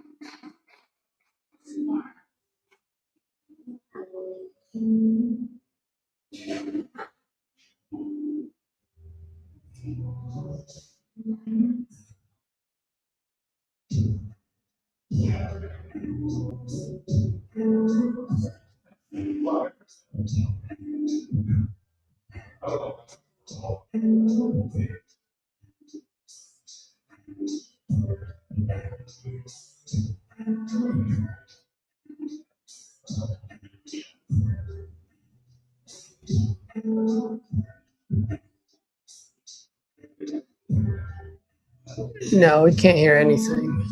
I'm trying to underwrite this for you, buddy. Give me a second.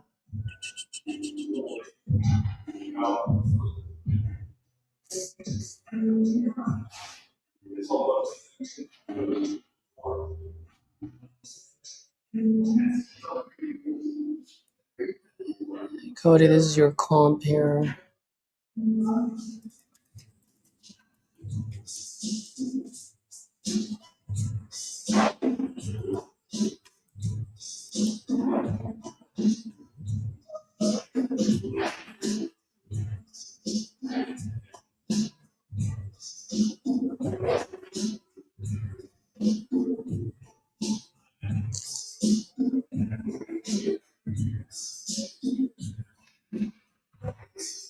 I'm also trying to look for a Google picture, but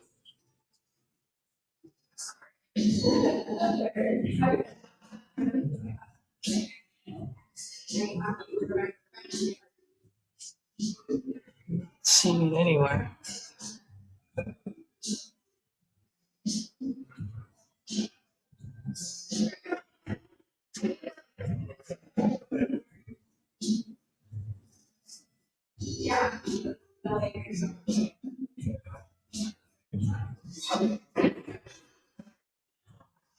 That's gonna be a tough one. Hey, Edward, are you sending a contract for that one?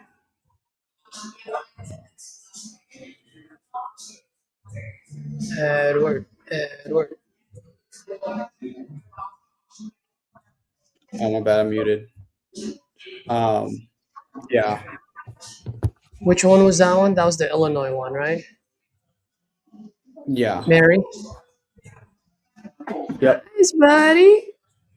Happy damn. Yes, sir. Let me.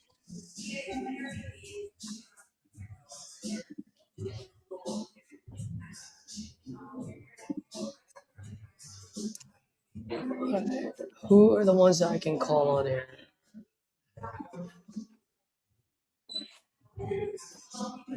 Oh, I need to update that.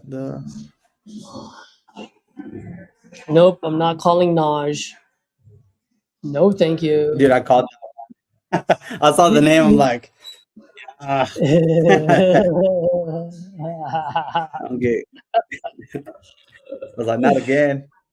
Not again, And this, exactly. and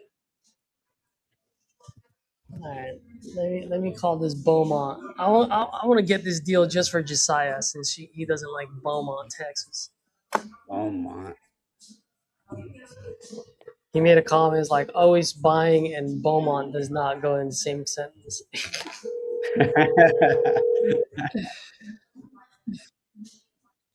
Your call has been forwarded to voicemail.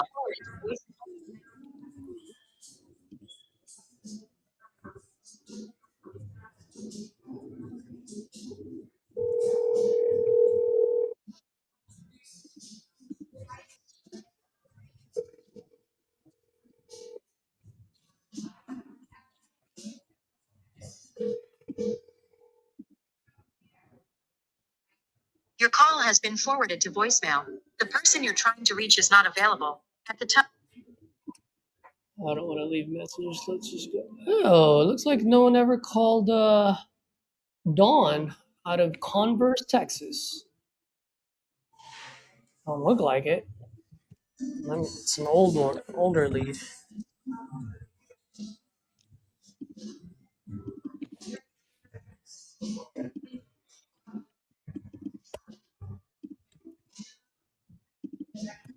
Hey, Edward, you're redeeming yourself today, huh? Dude, yeah, bro. I have to. Yesterday, you never even had a chance yesterday, unfortunately. Please leave your message Yeah. You just it's just one of those days. We all have them, you know. And it wasn't like you were having a bad day. You just weren't connecting to anyone. Please leave your message for Yeah. Down had like Just comes down to two find the right calls. number and then you guys will be able to find the right spot. So it sounds like there's some back and forth with you and the wife in terms of. I'm sick of Illinois winters. I'm 68 years old. I'm just getting real tired of my wife and I have arthritis pretty bad, and we're just really sick of the winters up here. Yeah, and it's been a great winter. It's been great winters. Not like I mean, I know Utah and Idaho gets many inches of snow, and I know Colorado does too. I've been to Denver 100 times. It's drier for sure. You guys got that wet cold out there, so it just cuts right through you, man. You're right. It's drier up here in the mountains, and we get some snow, and it's cold, but it ain't that bad. And usually sun pops out, and then you're all good the next couple of days. And you go skiing, and you never feel the cold. Yeah, you layer up and get after it, man. So yeah. There you go. Well, Dean, as we were chatting, I'm popping a few things in here. I'm kind of seeing what's in the area. Again, I got to zoom out a bit, just because we're in the sticks. We're in the sticks a little bit, but that's all good. So in order to make things make sense for you guys to move on, to the next place, whether it's Idaho, Utah, or Texas, or hey, swing back by, Inglewood. Although I don't think Colorado politics are probably going to be your favorite either. These days, they're probably. I know they got problems out there too. We got problems out here too, man. So, but what do you guys need, net to make it make sense for that way you guys to kind of, turn the page? Well, I could probably leave this place for around 185. Okay. Roger that. And it sounded like a lot of the updates that you did were pretty recent.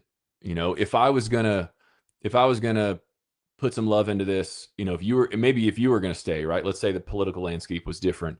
If you were gonna put, continued love into the property as you already have, is there anything else big that would be on your list that you'd want to do to, enhance the condition and that kind of thing of the home? At our age, at my wife and I's age, we need another bathroom. Yeah. And we need another bedroom. Yep. And it's just gotten it's so expensive to build on that I probably would not put another $50,000-$60,000 into it Right. build a bathroom and to build a bedroom. Would we need to add on to the the house really needs. would we need to add on to the existing structure, or do you think there's space in the footprint? Yeah, so we need to do a full addition, right? Yeah. There's plenty of the house sits on about 2.5 acres. Well, yeah, I know there's plenty of land. But yeah, obviously, wasn't sure if it was a footprint thing, and there's plumbing and just put some walls up and all that kind of stuff. Sometimes there's space for that, but you said the house is 20 by 40, so 800 square foot roughly, and then you said it's got a basement as well. Do you know what are the ceilings like in the basement? Would we be able to count that as livable square footage, or are they pretty low ceilings? No, they're fine. I think they're 8 foot. Okay, that's good. I think I'm not 100% sure, but I think they're 8 foot. Maybe 7 foot at the least. Yeah, I think if they're less than 8 foot, that starts to put us in questionable territory for being able to count that as livable space. Right.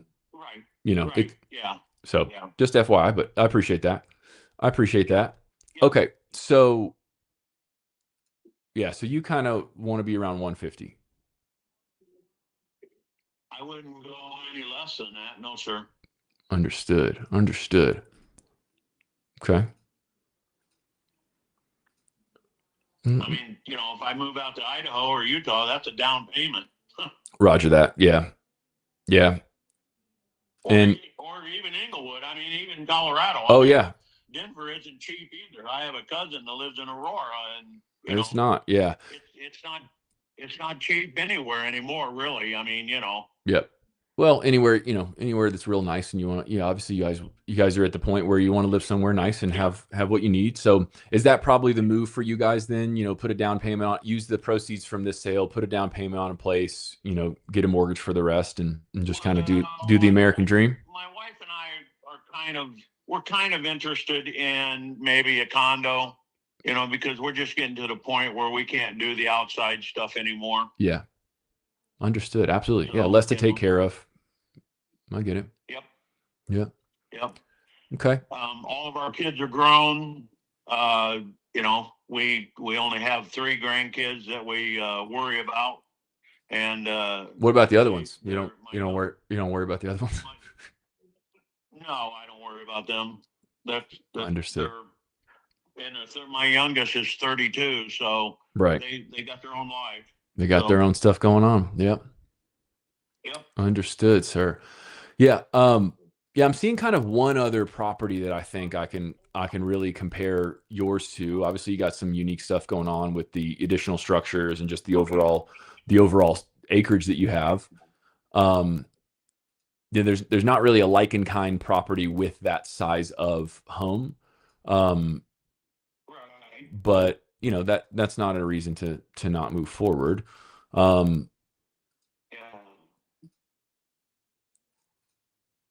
So I'm just taking a look.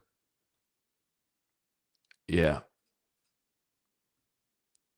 And yeah, we're probably going to want to come in here and do some cosmetic stuff and, spruce it up. And then, we are, just in full transparency, we are probably going to, kind of have it sitting for a while to go and find the right buyer, the right end buyer for this. And just full transparency, Dean, what I do, since I'm here local to Denver, anytime I'm talking to a gentleman such as yourself, a homeowner such as yourself, property owner such as yourself, I'm going to want to work with a local investor, right? Someone who can really have boots on the ground. They got their own in-person contractors, and so we have a pretty extensive network. And I think I've got some options here for that. But just FYI, just so you know how I operate, right? So if we were to move forward and find an agreement here and make a deal, then we could, put things under a purchase agreement. And then I would work with a local investor to get it inspected, have some contractors out, take a look at it, and see exactly what we'd be looking at in terms of rehab budget. And so really what I'm looking at first and foremost is I'm looking at a kind of just a general rehab budget. And we kind of use that as our initial numbers. Okay. So that's kind of what I'm looking at. And I'm just crunching some numbers here based on what else I'm seeing in the market, in the area. And let me just run through a couple of quick things, Dean. So, to your knowledge, any foundation issues, any roofing leaks or repairs that would need to be done in immediate? And then I think you said you, yes, sir. And then you put a new central AC unit, HVAC unit in pretty recently. It sounded like maybe 2 or 3 years ago. 3 years ago. 3 years ago, heard. And then hot water heater. Any idea of how recent or if they're last year? Last year. Last year. Man, you're just 50-gallon tank. okay. Good to hear. And then, are there any other plumbing and electrical issues that you're aware of? No. Okay. No. Okay. I just had a new 200 watt or 200 amp service installed about a year and a half ago. Mm-hmm. And new wiring throughout most of the kitchen. And new wiring in the basement because I built a gun room for my gun safes and that.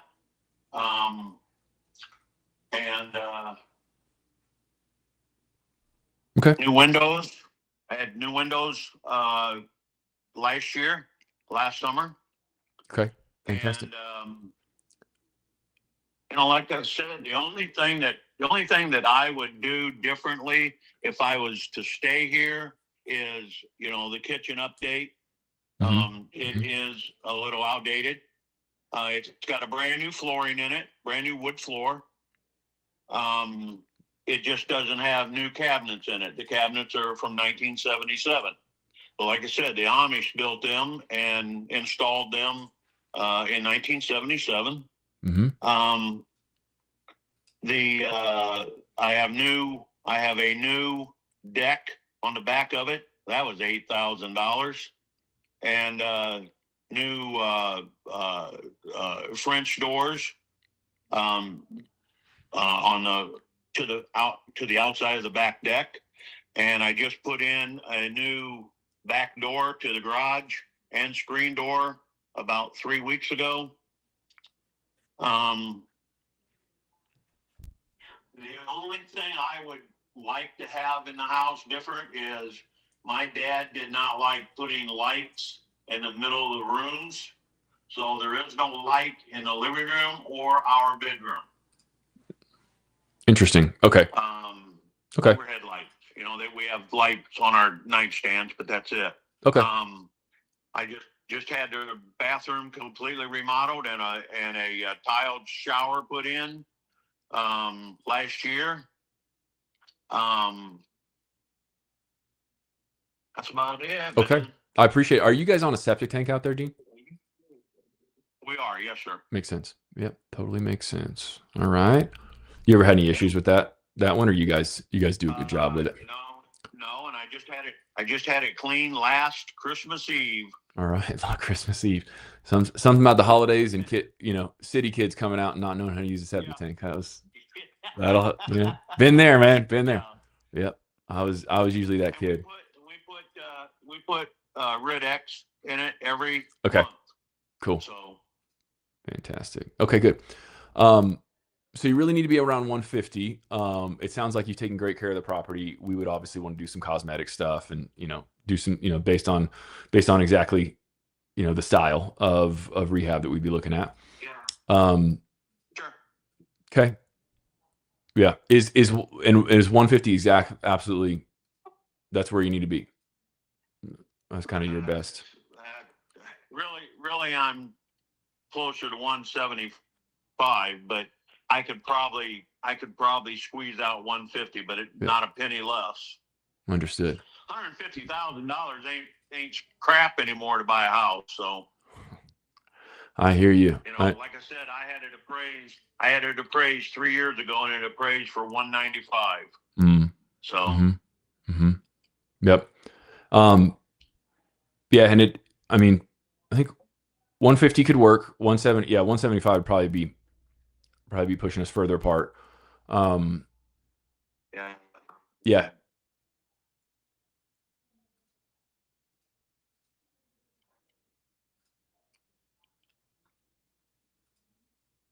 I would entertain that. So you know, I'd have to talk to my wife about it, but I'd entertain that, see what we could do. Well, let's do this, Dean. I can put an agreement together at 150.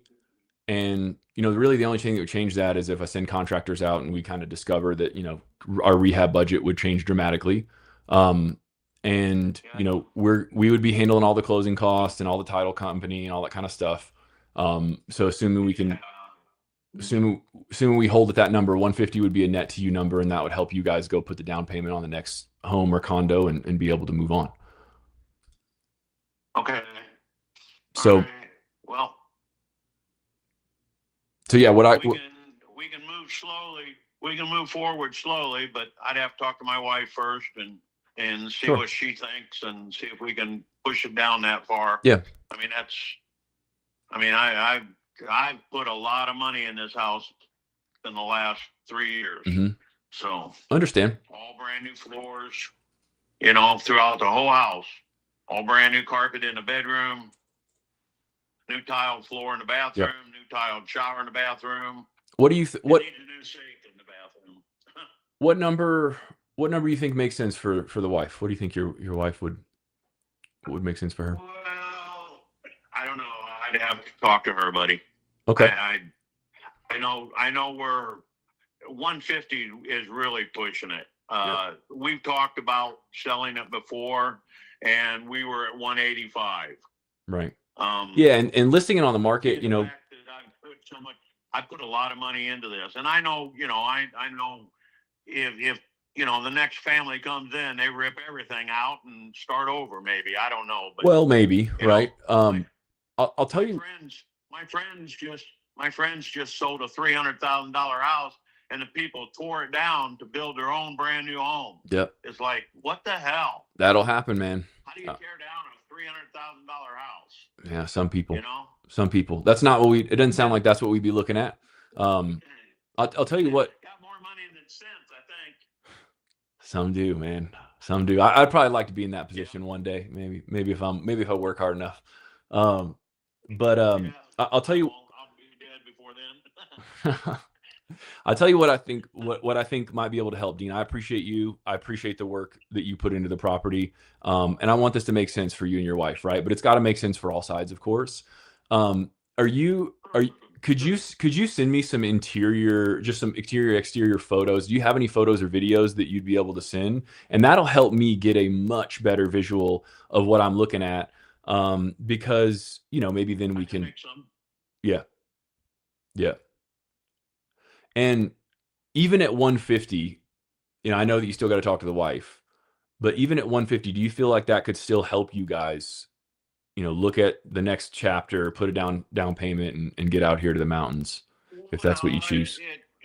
Well, like I said, it would be stretching it to take it down to 150, but you know, at 150, you know, I wouldn't have to do another thing to the property, but you know, I got, you know, I mean, I have put literally $60,000 into this property in just the last 3 years. And I know contractors are a little expensive. I can't do the work anymore. Right. So I have to hire a contractor to come and do the work. And, you know, it's got brand new gutters, which cost $7,000. It's got a brand new deck, which was $8,000, excuse me. Brand new flooring cost me, you know, an arm and a leg. Brand new bay window cost me $3,000. Right. You know, everything's outrageously expensive. And you're in the market. I know you know that. Absolutely. So. We get it. This is what we do every day. This is what we do every day. I understand.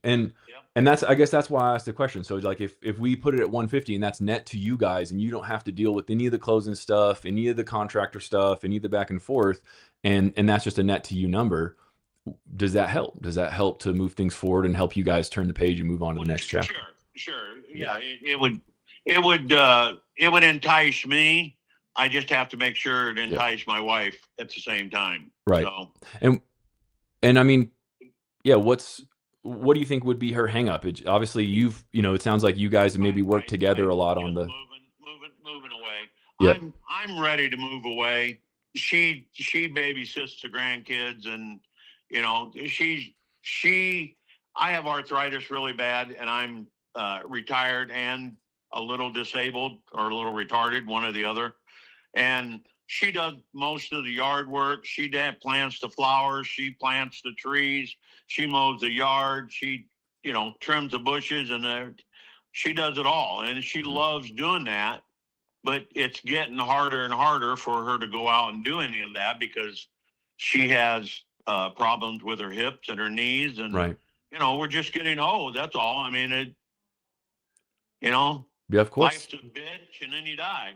I heard that one before, but I also believe that, you know, if you guys can move on, and whether it's a condo or another house and just less to take care of. I mean, we just, you know, I just went through this with my in-laws as well. And that's our biggest concern. Not having to do so much and being able to just, you know, relax and enjoy the rest of our life a little bit. That's what life's really about. It's hard to leave this property. My parents, my mom and I bought this property in 1976 when I was still a senior in high school, and I went in half with her and bought the land, and her and my mom built a house, or her and my dad built a house when I was in the Marine Corps. And, you know, so that's part of what my back problems are. My back and my knees is jumping out of helicopters for 6 years, you know? Yes, sir. Well, I appreciate you, and I want to thank you for your service those years ago. And, you know, thank you. We live with those injuries and scars and whatnot. But yeah, I mean, I guess then my question is just, what's more important, right? What's more important is hanging on to something because it is, you know, you do have the sentimental attachment to it, which I can appreciate, or, you know, living in the moment right now with what you guys have and moving on and, you know, enjoying the time that you have left. And I understand that it'd be hard for me to, you know, drive away from this land, but you know, it like I said, I can't do much anymore. So, you know, I sit here and watch TV and gripe and complain about the weather and the politics, and my wife watches the grandkids. So, you know, we'll see if I'll let her know what's going on. Yeah. And I'll give her a heads up of what, you know, we're looking at. Mm-hmm. And what do you think she's going to say about some pictures of the inside here? The pictures absolutely would help, Dean, and this conversation's been very helpful to understand you, and I'd love to be the guy that can help you guys out. And I know that it will be difficult to drive away because you guys got all the memories there, but also, you know, I want you guys to be able to enjoy your time that you have, and the quality of life is a big part of that. What do you think she would say about when I drive out of Illinois, I'll be hollering hallelujah. Yes, sir. Yes, sir. And we're welcome you with open arms over here in the Rocky Mountain region, if that's where you guys decide to go, over on this side. But I mean, what do you think your wife's going to say? What do you think her first reaction is going to be? If it's like, hey, I don't know. We've talked about it a couple times, and she kind of, you know, throws a fit about me looking and talking to people, and you know, she's got a lot invested in this, you know, property and the house too. And of course, you know, this is we gave our other house to our daughter, and she's raising the 3 grandkids in the house, and that was my grandparents' house. But she made a promise to my mom that she'd move into this house when she passed away, and so here we are. Yep. But it's just so small, and all the yard work and everything's just kind of getting to us, buddy. It's a lot of land. It's a lot of land for you guys. I'll talk to her. Yeah. You know. Well, what I can do, Dean, just so that way you guys know I'm serious, and you know, then we can I will send over an offer in writing. That is a purchase agreement, right?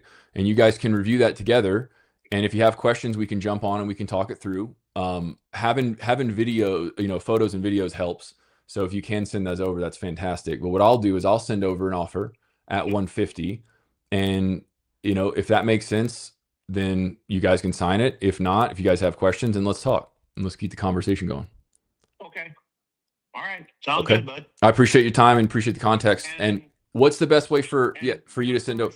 My name's Cody. My name's Cody Morris out here in Denver. Okay. Yes, sir. All right.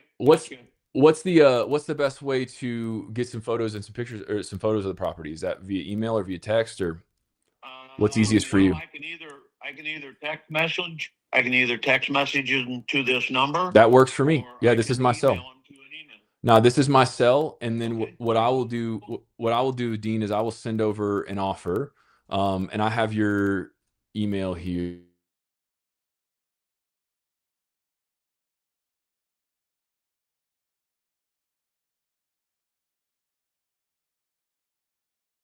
And I will send that over. You'll see that document come over here via email just shortly in a few minutes, and then I would absolutely love some photos of the property.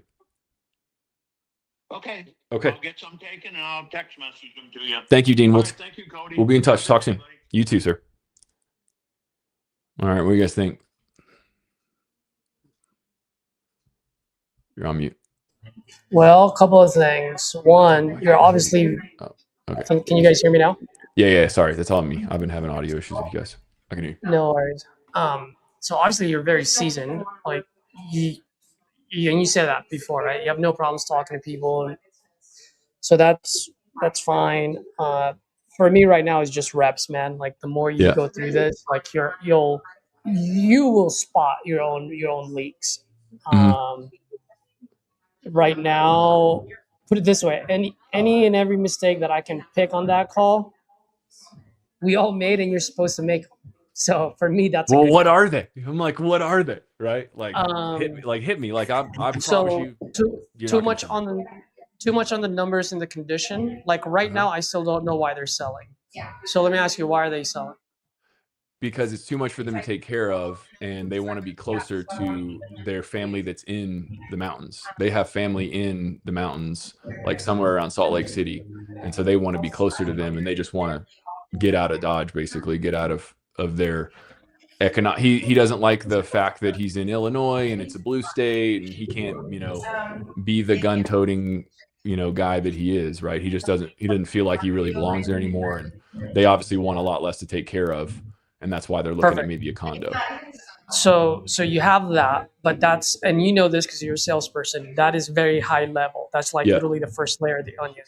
So for me, what's based on what you just told me, the one thing that comes up to mind, and Edward, you can feel free to chime in, is what's the breaking point? Mm-hmm. Is the breaking point now? Because everything you said makes sense, but does it mean they want to move now? Or does it mean they want to move 2 years from now, 3 years from now, 5 years from now? Like, is today the breaking point? And I need to know if that is. Because if that's today's the breaking point, then now I have not leverage, but now I know, okay, we've got more room because they have to break. Like right now, we just don't know if today's the breaking point or not. So my question would be like, well, hey, I understand that, Dean, but what's the breaking point? Why now? Why not just why now? Year? Like just a better why now frame is the why now. Sure. Yeah. I feel like that's always huge. A why now. Like once I get some of that, I always try to get like why now question there. And I always like to line it up because sometimes I do think I'm like, well, when do I throw it in there? Like how do I ask it? And I always like leading with time frame. So if he says like, for family or out in the mountains, whatever, it's like, oh, really? Yeah. I mean, being close to family definitely makes a huge difference. Has that been something like y'all been planning on for a while now, or just more like a recent decision? Whatever he would have said there. Oh, hey, just curious, like for you, like what sort of led you to consider selling now? So what if you would have said, if you would have had, go ahead. So just how long have they been considering the move out to the mountains? Because I want to. Hey, what came up recently that got you thinking about selling now, though? Something like that. But I always like to, for me personally, I just like leading it with like that time frame there because now it's just more like, okay, it makes sense why he's asking that. But I mean, it doesn't matter when you do it, as long as you ask it to give you more. Because like all that you were saying, like that for me is all surface level, and I want to know what was it though. Like they've been thinking about it for a year. If they have been thinking about it for a year, what made them sell now, right? Or if it was 3 months ago, okay, what came up 3 months ago that made them sell now? And I just probe and clarify on that to create urgency, right? There was no urgency at that point towards the end. That wife, like maybe they have to speak to the wife. I always see it as like a smoke screen, like how I put on the private chat. And I just want to know, like for them, like for them personally, aside from the wife, like, hey, yeah, man, obviously you want to talk to your wife. That's, it's a huge decision. So I guess like for you, like with the offer that we have on the table, do you feel like that would put you on the spot that y'all can do X, Y, Z? And I just want to say where they're like, I think it would. And just so I know, like, why do you feel like it would? Just so they start selling themselves a lot, why it would. So when he goes to the wife, he's fighting for you because you already said like, why it will work. That's the only reason why I would like put that. Yeah, he wasn't excited about this as an option. He was like, well, we probably need to do it. Whatever. Like, I think, and then he has so much bias towards like, well, I did all this work to the property. And so he has the sunk cost bias where he's like, well, I put all the time and the work. You have to bring them back. So right there is like, hey, and just so I know, like, what was the main reason y'all were exploring this in the first place? Bring them back to the pain. Okay, this and this and this, right? Or hey, maybe he's future state driven as far as like, hey, getting them closer to the family, and I'll start talking about that. Bring him back to why he was looking at this now when he's I think because there was contextually, there's something that happened that would have triggered him to think Illinois sucks. I got to get out of Illinois. And we kind of talked a little bit about it, but I'm like, yeah, man, but like, just because the news is bad, like something had to have happened, to y'all's point, that there was a enough is enough moment. Like there had to be some form, some version of that for him that we could have uncovered. So yeah. Good feedback. What else? Yeah, because like, I guess, I mean, just going back on that, like if he would have told you that about the government, I was like, oh yeah, man, dude, over here is shitted too. And I guess like for you, what was the breaking point that caused you to sell now aside from XYZ, whatever you said there? And then to kind of dig more. And that's all I just mean, like just probe and clarify. Like what about, or in one way, or how do you mean, like stuff like that. I always like to at least probe and clarify there. Yeah, it's like, hey man, you could just turn the news off, right? Like you guys are rural enough where like you just turn the news off. You probably don't actually have you don't have like homeless encampments in your park like I do in Denver, man. So it's like you could just probably turn a blind eye to that, but it would have made him dig in. Because we need his pain for like, I got to get to Illinois has to be greater than I did all this work to the house. Like it has to be greater than that. That's right. That's right. The so you hit it dead on there. Oh, go ahead. No, go for it. Oh, no. Well, I was just gonna say when you brought the wife, you brought it in again, and he was saying like she does this, she did all this, and is doing this for her. Like she said something about the hip pain or something like that. I overheard, and it's bringing her pain too. And that's where I would have dig in a little bit. Oh, really? Well, how long has she been dealing with that? Or man, what's that been doing for her? Whatever, and then bring her back into it, like for him to also see like it's also her going through it too. And that's where I would have dig a little bit on that. I don't know if it probably would have still came out the same, but I at least just tried it a little bit there. It's reminding him that like, man, this is why you guys are looking at this. This is why you're considering this. And your wife maybe doesn't feel like she's ready to move, or you put all this work into this property, but you guys, you've admitted to me, Dean, that you can't take care of this. Caring for this property, it's a lot of space, and it's actually causing your wife literal, physical pain to go out there and like cut the grass. So right, yeah, and that's why I like asking the wife, like when you're saying like when I told you to say the like like with the offer that's on the table, why do you feel like it would still be able to help you do X, Y, Z? And then whatever he said, yes, he's like, hey, why do you feel like it would? And then he told you like what was the most important thing, right? So I like to say that, like, get him to agree that this would help them do that, and then he'll say like, oh, he said it earlier. It sounds like the most important thing is X, Y, Z, and it's like, yeah, and it sounds like that is. And do you feel like this would be able to help you do that, right? Or do you see how this would help you do that? Or you could get him with a consequence question, right? You'd be like, hey, here's the thing, you could be better off keeping that. I don't know. However, with like, what happens if X, Y, Z? Whatever, they wait longer, or this happens. I mean, are you willing to take that risk if you really didn't have to? No, I wouldn't. So do you see how this would help you do that? Yes. That's just some of like the framework I like to follow up, and it's like if my offer does help them get to that better place, I'm gonna try like do everything, get them back to like why is this important, then like like consequence questions, just to get them to like them verbally say like okay shit, this would help me at the end of the day. Yep. That's my feedback based on the end part that I heard. Yeah. Yeah, I was just gonna say that too. That's definitely I would have added to that as far as like the physical health part of it. Like, is it worth? I mean, I don't know. Maybe she tripped and fell, and that's why they're starting to think about it. We don't know, but if we ask that and she's like, yeah, like she just came out of the hospital. Now you've got something. Now there's the breaking point. Mm-hmm.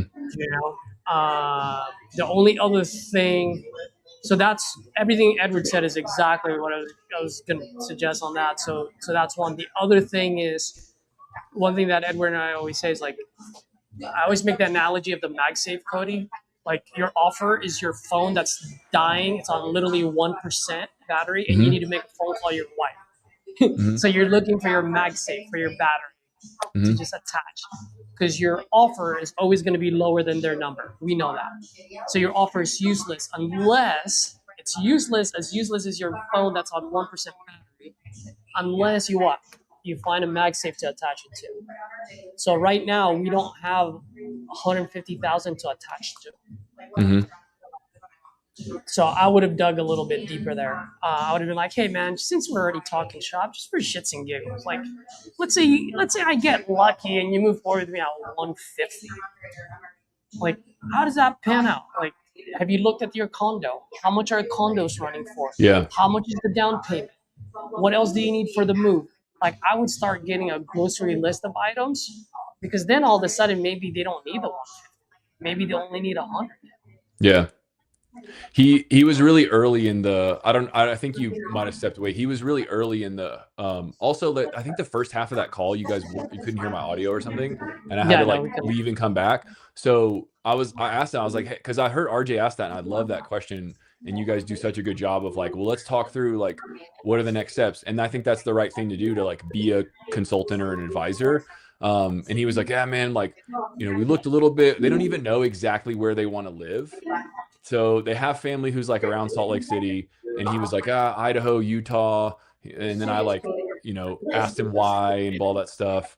And he was like, mentioned he has guns and they don't like gun owners in Illinois and all that stuff. And like, there was a little bit of that surface layer stuff. And he was like, yeah, 150 is like barely enough for a down payment.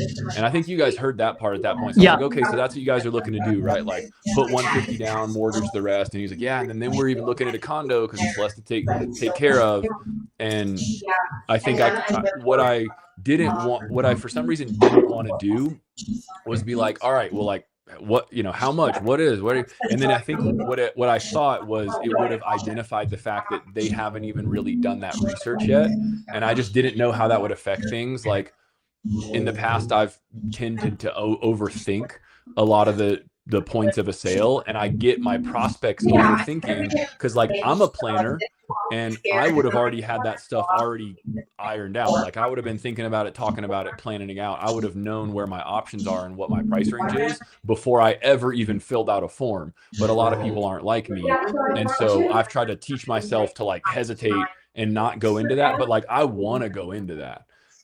Yeah. So yeah. No, you're absolutely right about that. I just don't know when should I put, because like, dude, I'd be like, yeah, where are you looking? What's your budget? Blah, blah, blah. Like I've seen you guys do that. I think Edward, you were doing it last week with the lady with the tiny house. And I was like, oh, that's awesome. You were just like taking the objection away from her. You're like, yeah, these tiny houses are like 20 grand, 50 grand, depends on how nice and yada, yada. And I think that's cool. But yeah, I just didn't know how much of that I could have leaned into. I started doing that. Like when I figure out, okay, what, like, I think I'm not sure if you asked them or whatever you said, the 180 or whatever it was asking for. Let's say it was 180. I know we tend to ask like, okay, how did you come up with the 180 or something like that? I like to ask a little bit different. Like if I don't know it specifically, like what that is or like what that means, I'll just tell them. I'll just say like, and just so I know, like for you personally, like what does that allow you to do? And the only reason I ask is because it might make sense to sell now or it might make sense to sell a little bit later, right? And then they'll tell me, oh, I'm trying to do this. I did it yesterday with the lady on live, and she asked, oh, I need to pay off my car.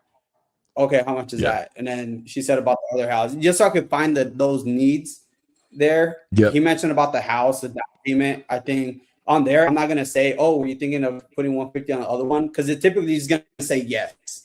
If I tell them, they either say yes. I'll say, oh, you moving out here because of this? Oh yeah. Yeah, I want to know. I want them to say it. So I may just say something like, oh yeah, I know some of the people that we work with. Sometimes they're putting like a 3.5%, 5% down. Is that sort of what you were looking for? And they either say yes or no to that or whatever, and they'll tell you what that is. I was like, no, we'll probably put like 20% down. Oh, cool. And like what price ranges of like the homes that you're looking at ranging. And then you kind of just reverse engineer from there. Okay, 300, 10%. Okay, 30 down. Oh, do you still owe something here or whatever? And start kind of adding those little needs there. And that's how I go about it. But it all starts there when I figure out, okay, why that number is important. And I just stay there and try to get some of those needs out. Cool. If the price range is just too far, that I just notice, okay, this too far, I'm gonna start trying to get some needs there. So this is like, and here's one thing. like just get our Here's the dots that I want to connect for you, Cody. Sorry to interrupt you, Edward. I think I'm on a lag here. But the dots that I want to connect for you, Cody, is you said something that was very crucial. He didn't know. He hasn't looked at the condos. He doesn't know where to go yet. He doesn't. So for me, at that moment in my head, I'm going, there's so many unknowns. That means there's no breaking point yet. Yeah. And everyone's a little different. Personally, for me, I would have called it out. Yeah. I would have been like, Dean, man, like, if you don't mind me asking, I mean, if we were to make a deal here, you don't know where to go. You don't know how much it's going to cost you. Like, how do you know what you need 150? Yeah. You know, and by the way, Dean, I'm only asking because Edward and I are very similar in this because I genuinely want to help. I just need to be fair to my business, and I just want to make sure that if 150 is what you need, I want to see if I can make that work for you, right? And then I would just hit them dead straight on because at that point, I think it would have came out like, yeah, we really need to do this, or yeah, we're just throwing the idea around, and it's like throwing the idea around, like, bro, I need to be talking to someone else that's way past throwing the idea around. Yeah, that's the dot there that I think. That's like what my brain when he said that was like, they're not ready yet. They don't know where they're going to move. And then I was like, let's get a contract anyway. So I was like, nah. And I just skipped that because, and then I even felt weird at the end because I was like, I want photos of this, but then I also want to send a contract. And like, having both of those be next steps at the end of that call was stupid. Like that, just pick one. We need to just do one. And so I even like felt awkward when I was saying that, and it was awkward because he was like, oh, I guess, okay, you go or I go. And yeah, like we just need to have clear next steps in a sale. And that's something that anytime I think in real estate, I'm coming to see that it's like this. It's similar to when I used to sell cars. We're like, there's a bunch of different steps in this transaction potentially. And you just need to focus on like, well, what's the next step? Let's just move it one step forward and just keeping this train rolling down the road. Because when you try, they're like all swimming around, then you can get overwhelmed. And then sometimes it can just be really unclear. And that's how I felt getting off that I was like, he's not really keen yet. Got to talk to wife. Offer's going to do nothing. Like I'm going to send it anyway. And then also, is he going to send me photos? But I mean, it's a good rep and a good seller call for sure. Oh, hell of a good rep, dude. Yeah, nothing to shy about that call. I went 2 for 3 on dials today. So let's go, baby. That's not bad. That is awesome. Anyone else? Who are the ones that are on green? Okay, offer made contact. I'm sorry, man. I'm just looking at the thing now. Yeah. I think we pretty much hit everybody. Oh, there's one. I don't know, maybe we got this early on, the one up at the row 17 in Texas. Yeah, Dawn, I tried calling him. You called him? Yeah, let me see if he responded. I think I texted him too. Yeah, I think we hit them all, and yeah. Yeah. Well, dude, this was a great, man. Thank you for hopping on, Cody. You're welcome to come on at any time. Let us know when. You're welcome, bro. Like, this is good. I love helping people out, and the fact that you're doing this, man. Just guys, for the people that are watching, I don't know if you guys know who Cody is. Cody is CEO of Lead Zolo, right? And he is doing this so that he can see how it feels to be an RC. And for me, that just that gained a lot of respect on my end, because whenever someone's willing to do that, that speaks volume, man. Who was it? Was it Steve? Was it Steve Jobs or Elon? I forgot who it was. Where he always leaves his one seat open in his conference room, and that seat is for the customer. Well, not only did you leave that seat open, Cody, you're taking up on that seat so you can see it from our point of view. So I'm just looking forward to what Lead Zolo is going to do and how it's going to transform, the quality of the leads that you guys have. I'm not saying that your quality is bad, but I'm just saying, like, with you doing this, like, I'm pretty sure you're going to see leaks and you're going to be like, we need to improve this, we need to improve that. And it's just a matter of time. So I already have. Yeah, I already have. Like, I have it on my whiteboard right here, which is a mess because I need to get a new one, but it just says make the product as good as possible. Like, that's it. CEOs have a lot of stuff on their plate. I promise you guys.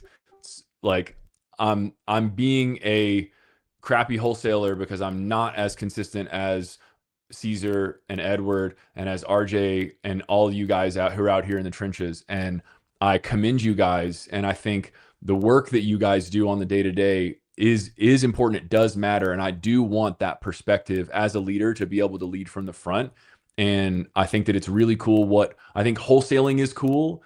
And obviously just being involved in real estate is cool. It was always very interesting to me, even before I came on board at Lead Zolo.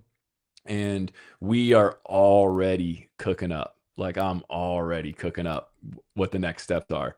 So I have got some big things plans in place for the quality of our leads, for what we offer. We always want to provide the right options for you guys. So you guys have got stuff on the marketplace, you got stuff on the bidding system. We're always doing deals and incentives. And, I hope that we can, continue to close deals together in these live streams, because it's really awesome to be able to learn from you guys. So, you guys chase these up. We can figure out, what to do with these specific leads that are on my sheet from here. I'm not really pressed. Like, I want to do deals, and like, that's what I'm most concerned about right now. So, but yeah, I'm very appreciative to you, very grateful for you guys for letting me in here and coaching me as well. Giving me that feedback is super helpful. And I was definitely nervous. Like, I'm actually kind of glad that I was on mute that first call. It was a nice call, but it was like a train wreck. And I was like, dang, I'm glad I'm muted right now because this is all over the place. But she was a sweetheart, and that could potentially be a banger of a deal up there in Texas as well. So, but thank you, Caesar. Thank you, Edward, for the time today. And thanks everybody who's hanging out with us. Yeah, thanks, Cody. Appreciate it. And yeah, man, we'll look at these lists. Like, obviously, we won't call anyone where you've had contracts sent or signed. Yep. If you, by the way, if you have anything where you've like sent it and they've ghosted you, if you need us to make a hero call, Sure. More than happy to do that. I can explain to you what that means. Either we come in and take the deal, or we just come in and just tag team, meaning we lowballed it, and then they're gonna say, well, I have this contract from Cody at X amount. And if it's the right price, and we'd be like, well, you should definitely call Cody and sign that contract now. Ooh, and I actually a lot have of times one. It works. Yeah. I have one in San Antonio. She ghosted me over the weekend, and I'm like going crazy. I'm like, what do you mean? Like, I was the best offer even. Like, so yeah. We've definitely done that. Let's sync up on that off stream. And then, yeah, you guys obviously chase down all those ops that you guys got today, and keep access to the sheet here, and we'll do it again soon. Like, I'm down to jump back in with you guys. Obviously we got another 49 days or 48 days to keep going here. So absolutely. And we'll tag these on our CRM, so in that way, if anything comes out of it, we'll let you know for a fact. I'll just put Cody Forge. Cool. So we'll be good. All right. For the folks that are watching, if you guys got any key ideas from here, smash that like button. Really appreciate it. And most importantly, Drop it in the comments, not the chat, but the comments, so that a new wholesaler can come across the channel in the future and use those key ideas to close their first deal. Till next time, folks, speed and volume, speed and freaking volume. Let's go.